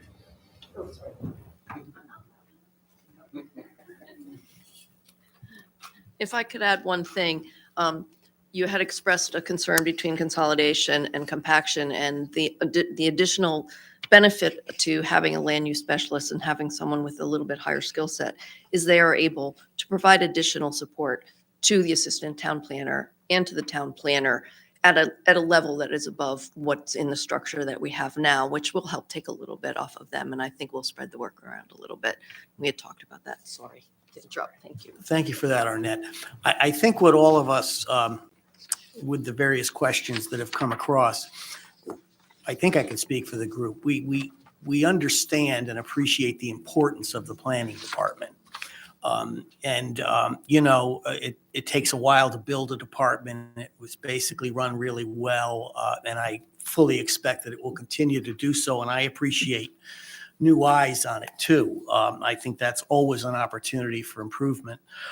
So this sounds like a plan that'll work, but I want you to just know that I think we also have to hear from you as things move along, that it's really where it should be. And of course, we don't even know if this position will be easily filled. I mean, we deal with that crisis point with employment opportunities. Now, maybe all that changed when oil became $6 a gallon, but I don't know if you'll have people flying into the space, but let's hope so.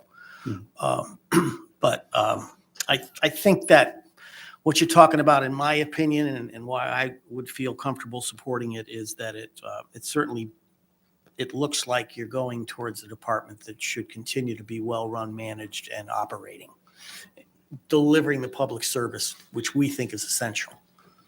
So, are we ready to vote? Are you still going forward with this? No, there's a third one though, and that was just very simple Just- reflections of the verbiage, right? Yeah. Yeah, right. So my job description, town planner job Right. description is just updated to reflect the changes. And So so the we want to structure of make the sure that department. they're Just a new clear picture? what they're, A new picture in the file, or what? What's going on here? So what's he doing that's different? it's basically changing some verbiage and who he reports to. The town, he will report to Sean, the town planner will report to Sean, and the assistant town manager. We've eliminated the planning and zoning commission as a thing there and put it down to, you're going to supervise all of those people. If you just read, it's very, very administrative words there. Well, something you said we'd eliminated the Planning and Zoning Commission. I don't think that should be a matter of public record. No, I don't mean we're eliminating the planning and zoning commission. No, I don't. But Sorry. whatever layer was involved in what you're Right, right. talking about. But Okay. in other words, we've changed the executive secretary supervision to land use specialist and the secretary designation to administrative assistant and so on. So they're just those are really about the only two changes that we made. Very, very simple ones. But So Mike is really still the town planner. Yeah. Okay, perfect. Anything else? After Any me. questions? Mr. Mylon? Tim, I'll be quick. I just want to say that having worked with that department for probably 30 years and work with planning departments all over the state on a regular basis, I think this is excellent. It's well done. It's appropriate. And I want to commend Mike and the planning committee. I think this is just wonderful. I think we do have an administrative staff person, which couldn't be replaced based on what this individual was doing, as Mike said, under the current description. So that's appropriate. And then when Sean suggested that we would have another part-time person, I was a little nervous about that because I know how it can be. So I think it's perfect from my personal experience over many years of dealing with them. So thank you. Thank you. Thank you for that, John. Okay, now are we ready to I think so. go ahead? Okay, I'll call for a vote. All those in favor? Opposed? Motion carries unanimously. Thank you. Thank you, Mr. Glidden. Okay, now we go to D, which is the approval of the library director and deputy director job descriptions. Ms. Okay, Nichols. here we go again.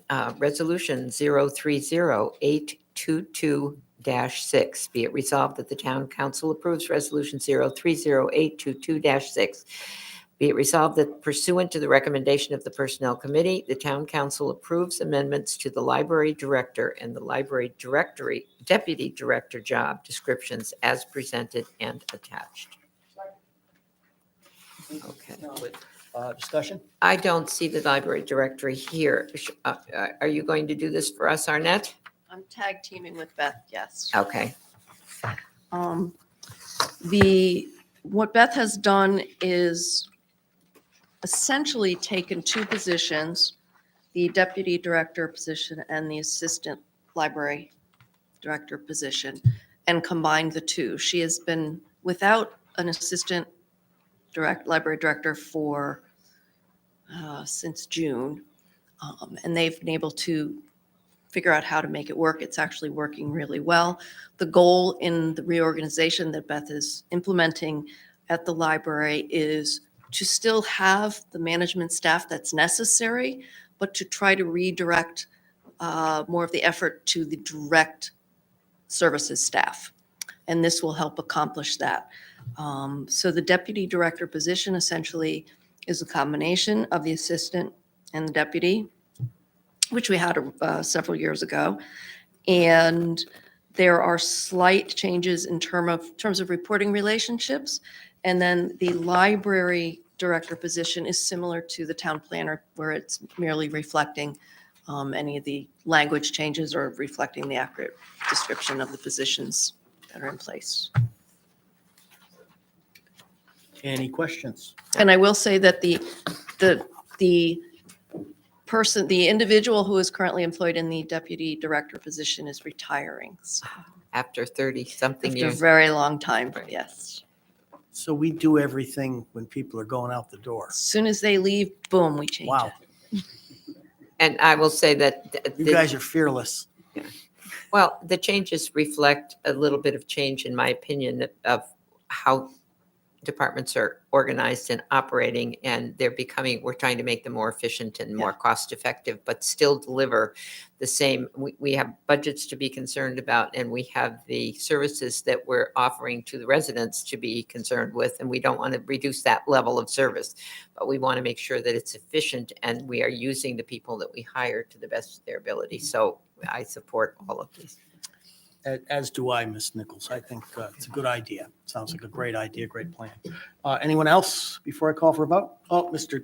Don. There's just one thing that I commended Beth on for this. I think it was good because it used to be the deputy library director would handle all the personnel issues as well. And I think that those are things that should be handled by the director herself. And I think that's a good move on their part. So I'm fully in support of these changes. And I appreciate the time that she took to do this and indirectly saving the town some money too on the same.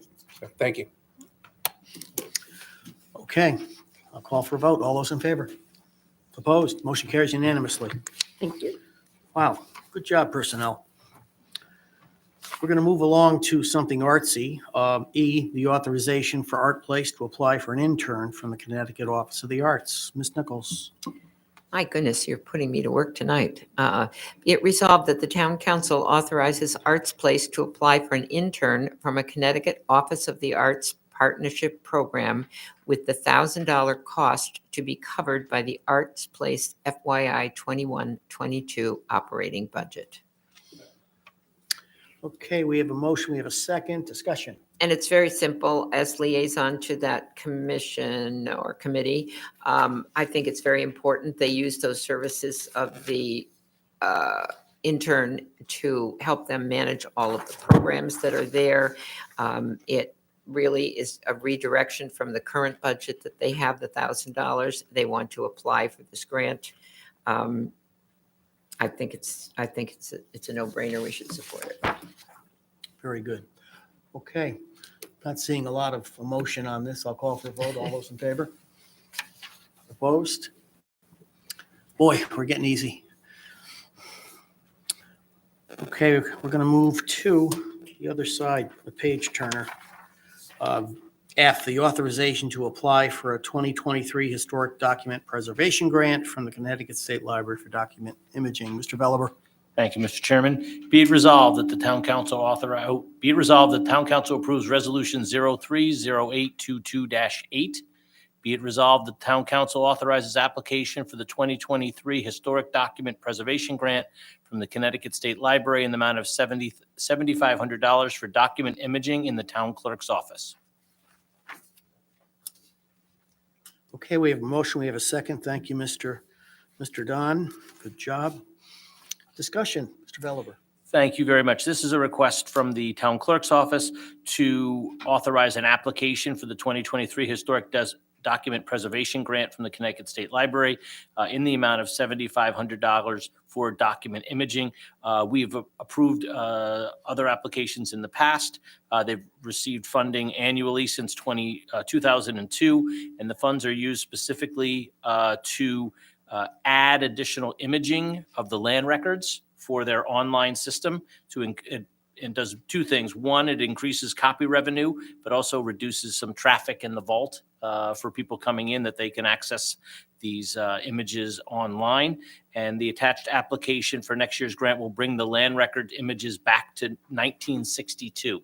So as they get these applications, they're trying to get more and more of the land records imaged, and this will allow them to get back to 1962.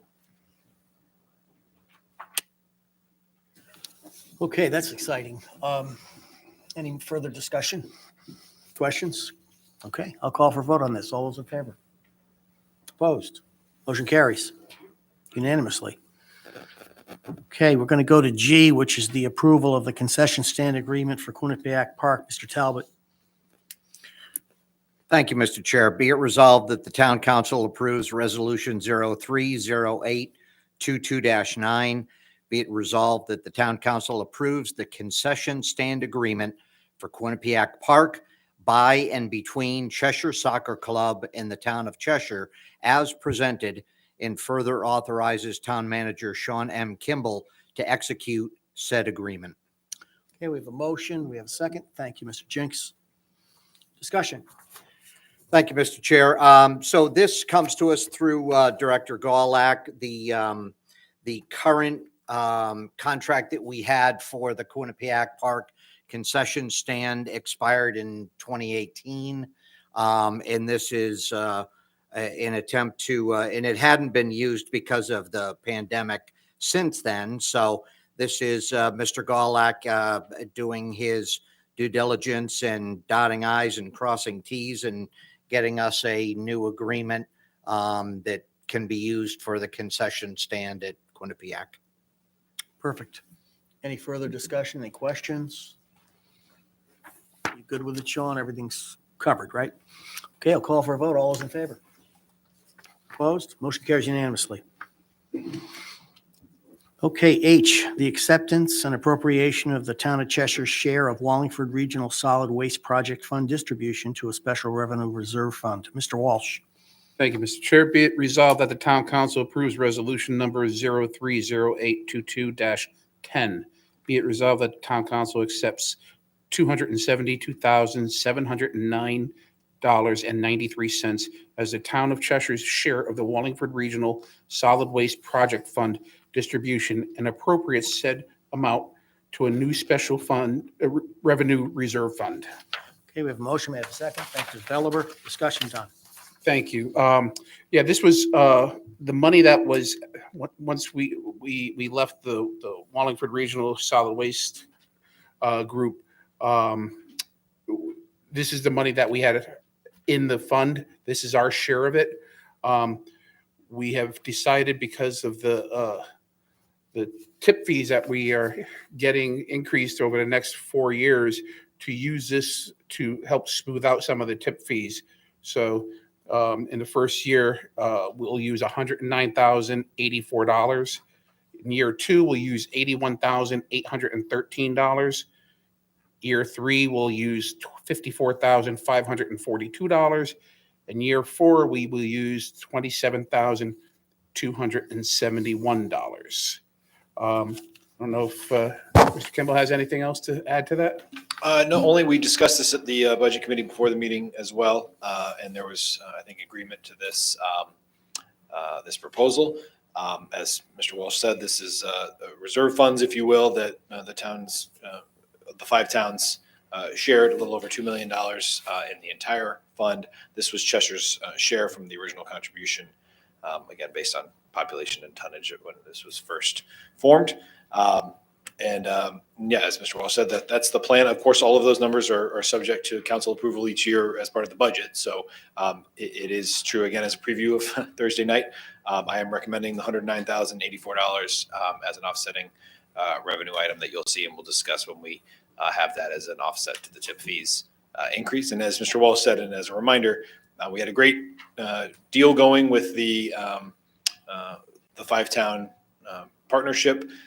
It did save the taxpayers a lot of money over the years. Unfortunately, it wasn't able to continue, and the market is what it is when the pricing had to reset. But we were paying as little as $67, $68 a ton just 4 or 5 years ago, and unfortunately, that's all the way up to the mid-90s, $97 a ton. So this money will go a long way to help stabilize and offset and smooth those increases. But municipal solid waste is very expensive, and it's an issue that the entire state has to grapple with over the next few years. So this is just like Al Gore's Social Security lockbox until we change it next year. But I think it's probably a good plan, an excellent plan. What do you guys think? Ready to vote? All those in favor? Opposed? Motion carries unanimously. Okay. Next is the acceptance of the extension of Cornwall Avenue as a town road. Mr. Walsh. Thank you, Mr. Chair. Be it resolved that the town council approves resolution number 030822-11. Be it resolved that the town council accepts the extension of Cornwall Avenue as a town road, conditional upon the filing of a maintenance bond and recording of the warranty deed of the roadway of the storm drainage and sightline easements free and clear of all encumbrances. Thank you. We have a motion. I have a second. Thank you, Ms. Pavano. Discussion? Sure. Thank you. Yeah, this is the new development. If you go to the end of Cornwall and you keep going, it's Cornwall Extension, which is a town road already, and this is just an extension off of that where the new development is. Planning and Zone has already approved it.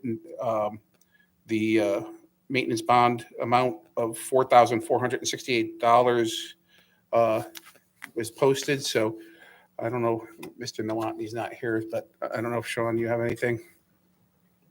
No, again, just this has been approved by Planning and Zoning, and it meets all the town standards, the extension piece, of course, of Cornwall Avenue Extension. Thanks. May I ask a question? Maybe if someone has it first, they could ask. Okay. Sean, there was some discussion, I don't want to say confusion, but necessary clarification on what in fact is the extension. It's our understanding it's the newly constructed part of what was an extension that sort of stopped at approximately the Benz household, which is the narrow segment of road which is unimproved, residing as is, and it's only the cul-de-sac and the basic extension for the houses that are served by that part of it. That's correct. That's correct. Yeah, it's the portion that was part of the development that was added, because as a condition of an approval for a development, you can't require offsite improvements. Right. So there couldn't be a requirement to improve the section that then runs down to Mountain Road. Right. That is on our capital plan in the next couple of years for proposed improvements to that section to have the entire road therefore conform to current standards, because that section of the road predates any town standards. And just another level of clarity on the crosswalk that was obviously established, looks very modern and new and convenient. That's on the current town-owned piece, basically. It's at the roadside. Was that developer paid, or was that a town expense? What was that all about? No, the town paid for that. Now Okay. that was a result of the development, if you will, Yep. because there were numerous requests of our police department for a safe walk to schools for families moving into those new homes in the development. And the police department arranged for and funded that crosswalk extension there, because again, they're too close to Doolittle School to be served by a bus. So those kids do need to walk to school. And that was deemed the best and safest method for crossing Mountain Road. Okay. I had forgotten that piece of it. I wasn't certain who footed that bill, but it's obviously appropriate. Anyone else? Thank you, Mr. Veliver. Sorry, you. I preempted you. Oh, no, not at all. My question, and obviously, Sean, you mentioned the fact that obviously this is on the capital budget in the 5th year, I think, currently, or maybe it may shift now to the 4th year. But by adopting this resolution, we're not obligating ourselves to make those improvements, correct? Okay, thank you. I just wanted to clarify. Anyone else? Mr. Mylone? I just want to mention, I'll be abstaining from this vote since our firm did engineering on this project. Thank you for that. Okay. Well, I will call for a vote if there's no other questions. All those in favor? Opposed? Okay, let the record show the vote passed 8 with 1 abstention.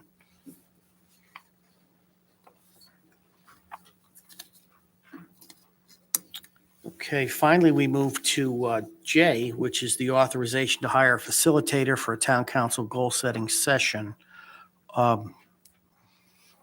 This will make it a more polite affair, I suppose.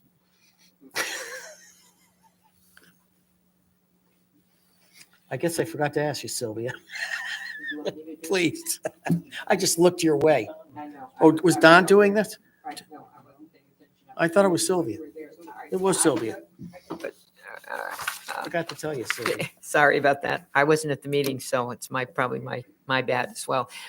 This also was a discussion that began in the Personnel Committee. So we're going to talk about this resolution. Be it resolved that the Town Council hereby approves hiring KJR Consulting for a Town Council goal-setting facilitation session, and be it further resolved that the Town Manager is authorized and directed to execute on behalf of the town the agreement for said services.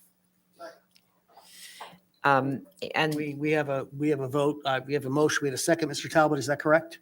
Yeah. Okay, thank you. I just want to make sure. And this Discussion? came about as a result of our collaborative council's difficulty in finding a way to expeditiously come to a goal setting and objectives for our town manager, when every year annually we're asked to review goals and objectives for him and evaluate his performance. And we felt that it was important that we develop that. We have new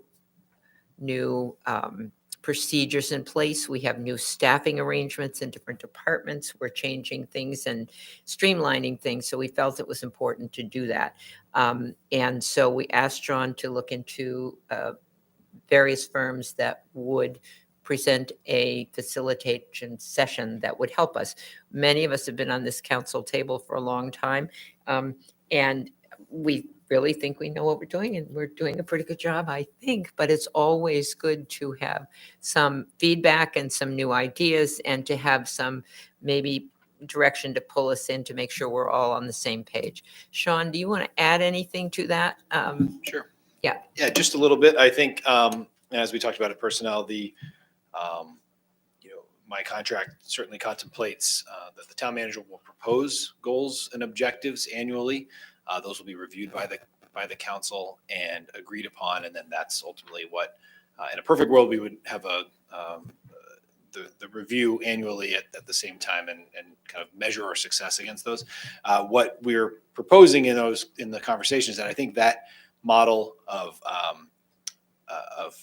presenting them as sort of self-created could be expanded upon. And I think the council's certainly shown some interest in having a facilitated session where we could develop those goals and objectives collaboratively. And so that I think, this may be something we do every couple of years, maybe as a new council is set, or however we'd like to handle it going forward, or at least develop more of a formal process for creating those, because I'm sure there'll be new council members or new ideas that come forward that folks would like to have that level of input into what the goals and objectives are. So part of this is really having a facilitator there to help kind of draw out from all of us and agree upon these goals and objectives so that we're all on the same page, and then therefore can be kind of measure our success going forward. So I ask for your support, and I think this would be a really great exercise for all of us. Thank you for that. I do want the public to know, because obviously we're voting on what appears to be a rescue package for a disabled council. And of course, we're not. The council has reviewed every year goals and objectives with every former town manager and the current town manager. However, it has been what I would consider, and I think all of us agree, somewhat of an aged template. It was great with its introduction. That goes way back to the town's initial strategic plan. This was a birthright of that process. And that's ages ago. I wasn't even on the council. But I was on the strategic planning committee, as I recall. And so we think, and I think I'm speaking for the group, that this will help us all just shed some new light on an approach. And if it doesn't, we'll never do this again. But that's my understanding, so that I'm not being misled. That's basically it. Okay, I just wanted the public to know that we do pay attention to our responsibilities. We're just looking to hone in on the best way of advancing those responsibilities. Okay, should I call for a vote? Oh, Mr. Malone. Unfortunately, I have questions on this. Oh, that's fine. I apologize for. I'm new to the council, so I apologize, but I don't know. I have no problem with this fundamentally, but I found the scope of services a little confusing, not direct. And it looks like we're paying $4,500 for a 4-hour meeting. And I just want to make sure that's not the case, because I'm not comfortable with that. Could someone explain to me what we're doing here? Well, I think the session that we'll all be participating in is scheduled to be a 4-hour meeting. I think they will then develop and consolidate all of the ideas that we have into a formal document. So there'll be additional staff time that they'll certainly be working on. But we did reach out to a number of other firms too. This was the most cost-effective firm that we found, and I think certainly it was competitive with what the other firms like this that help boards of directors and town councils and the like would typically charge. But again, there is more work both in preparation for that meeting and then also a final deliverable product. And I think the goal, as we talked about with personnel, was to have something. We're not leaving without a deliverable. We need something at the end of this that, as Mr. Slocum said, every year we develop and we approve our goals and objectives. We want the process of developing those to kind of get a fresh look and a fresh start, and make sure everybody has a voice into what goes into those. So that's the idea. And KJR, which I'm not familiar with, they've worked for other Connecticut communities or just Massachusetts communities? Both in Connecticut and Massachusetts and beyond. I know they've done a lot of work with the University of Connecticut Masters in Public Administration program. It's a program that I went through. I have not had a session with this firm before, but I've heard very good things from other towns that have used them. They did come highly recommended, and so we're But I don't have direct experience having used them, though. Okay. Anyone Thank else have a question?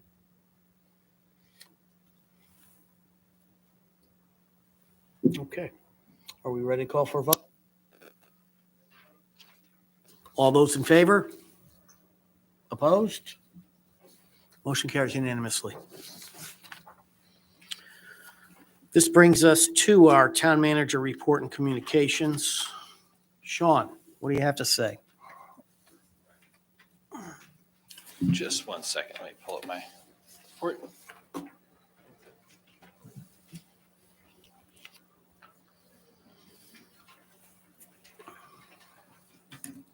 All right. So again, the report starts with the COVID data, which we already reviewed earlier, so I'll skip ahead. Just some brief economic development updates from our economic development coordinator. Counterweight Brewing Company was issued a certificate of occupancy on February 28th. We are awaiting details on their opening plans, but that should be coming very soon. IAT Insurance Group submitted major renovation plans for their future location at 1157 Highland Avenue. Imperial Pools is relocating within town from a 23,000 square foot warehouse at 345 McCausland Court to a 58,000 square foot 7-year lease at 611 West Johnson Avenue. Industrial building at 30 Grandview Court transferred, and there's a new manufacturer set to be announced very soon. And the new liquor store is completing a interior fit out at 528 West Main Street, and also Markland Construction is relocating business from Hamden to 25 Mansion Road. An update on the Memorial Day Parade. This has been something of an evolving process. The Cheshire Veterans Council and Town of Cheshire staff have been meeting to discuss plans for this year's Memorial Day Parade. Tentatively, the parade is planned for Sunday, May 29th. Invitations are being sent to all past participants, along with a public announcement for groups to submit their requests to participate. The hope is to return to a traditional parade route this year, unless there's not enough of a response from groups able to participate, in which case a veterans motorcade, which is what we did last year, would be planned to travel through town. But again, this is very preliminary. More information to come soon as we find out and confirm that we have enough participants for the Memorial Day Parade that I know we're all looking forward to returning.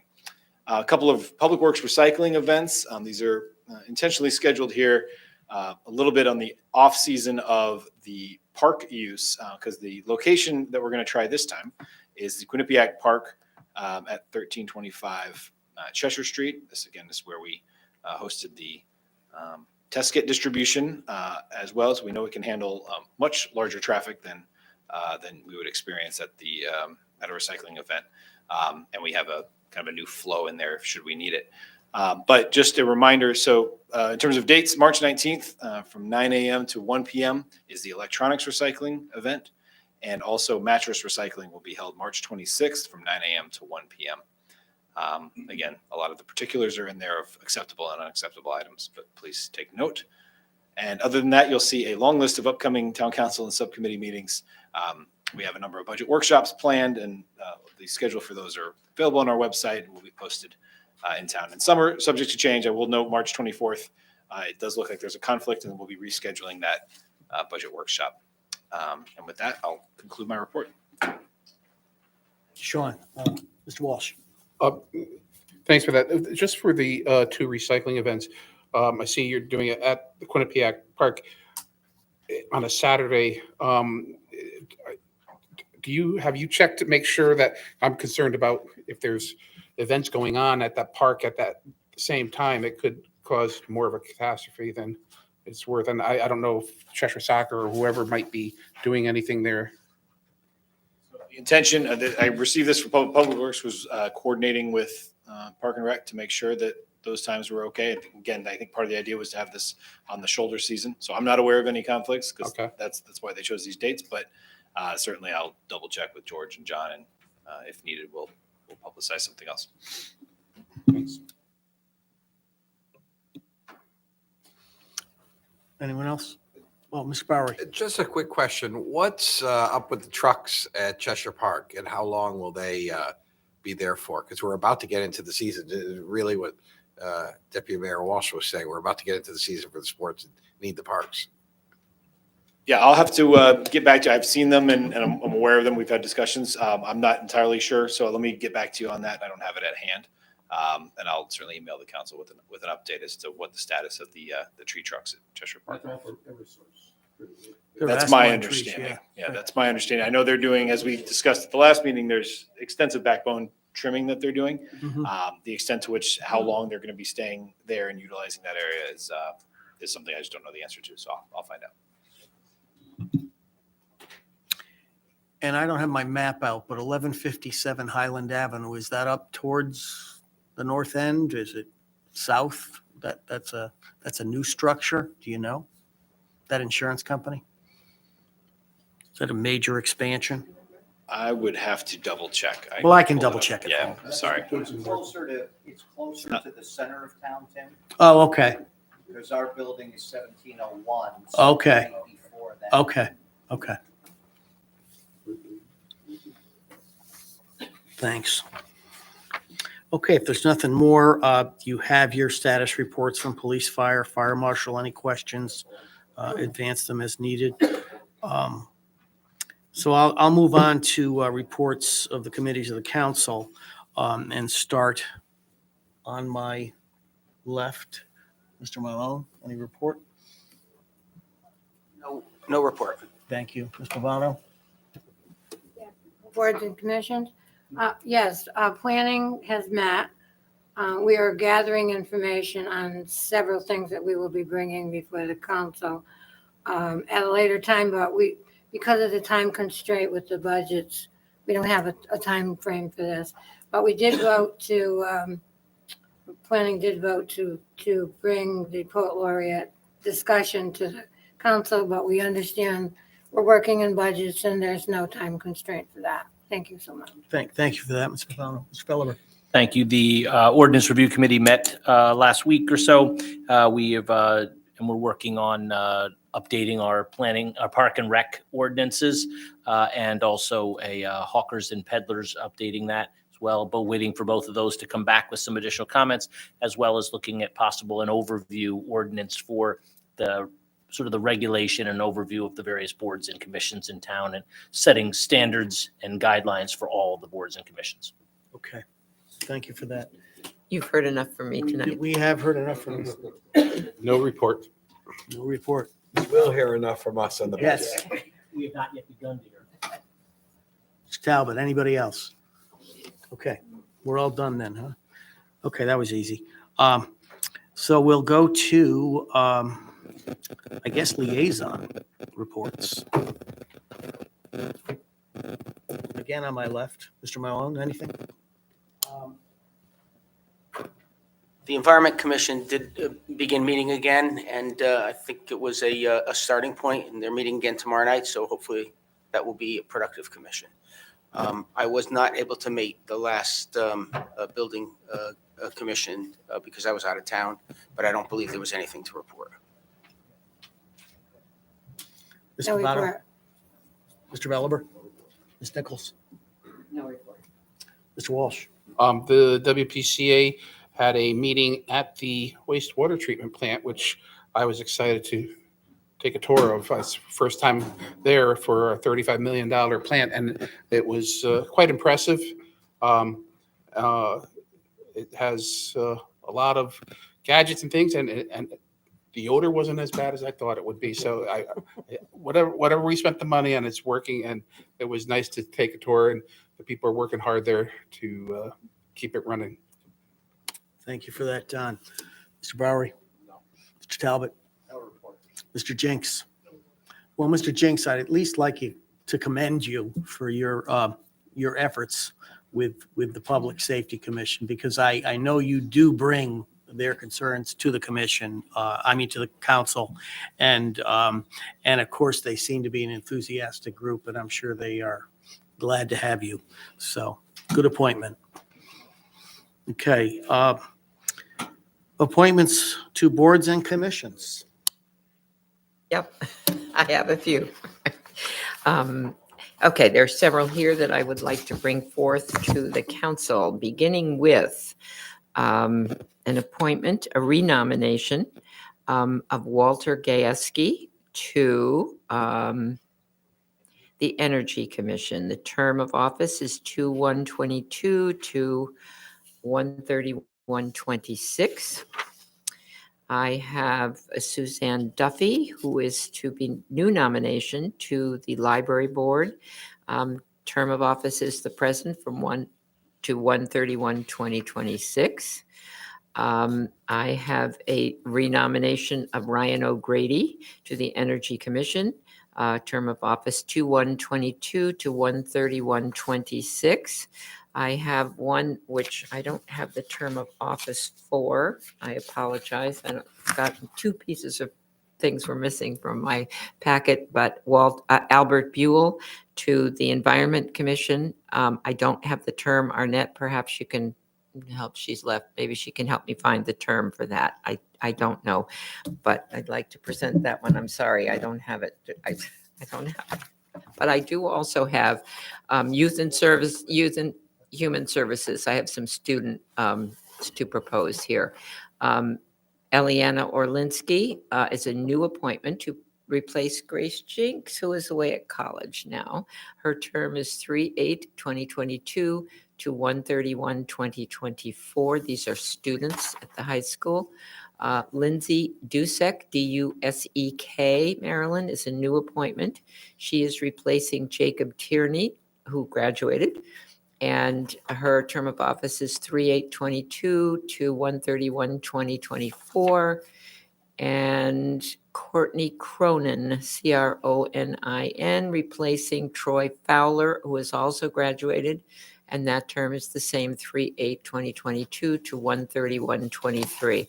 I apologize. I don't know if we can appoint Albert. Do you have the term of office there? Albert's term of office is 2/1/2022 to 1/31/2026. Okay, thank you for that. I don't know what happened to the, and Albert, thanks you for that. Mr. Chair, I will second those nominations, and I have none of my own to add. Thank you, Mrs. Nichols. Thank you, Mr. Talbot. I guess we're ready to vote on those terms, those appointees, and also to thank them for signing up again and getting approved. All those in favor? Opposed? Motion carries unanimously. On to the town attorney report. Any report, Mr. D'Onofrio? You have sat like an angel tonight. Okay. Under council communications, I must acknowledge multiple letters received endorsing the appointment of a poet laureate. The council is not yet prepared to actually deliberate on this issue. So I simply want to acknowledge and thank them for their enthusiasm and their letters, and that they will become a matter of the public record, particularly as the time nears to actually consider that situation. With that, I'm not aware of any other communications any of us want to share. If you had any, okay, fine. And with that, I would ask for a motion to go into executive session to discuss land acquisition and to include the town attorney, Sean, Arnett, Jim, anyone? No, you don't need to stay, right, Jim? Okay. Noel, okay, fine. I didn't see you, Noel. You were chaired. You were blocked. Okay, we have a second from Mr. Veliver, a motion from Ms. Pavano. So all those in favor? Okay, we are in executive session. However, we'll hold our conversation up until all in the room leave. There will be no motion voted on afterwards. So this essentially will. So there's no chance for public comment after this? No chance for more public comment? No. Okay. Good night. Thank you.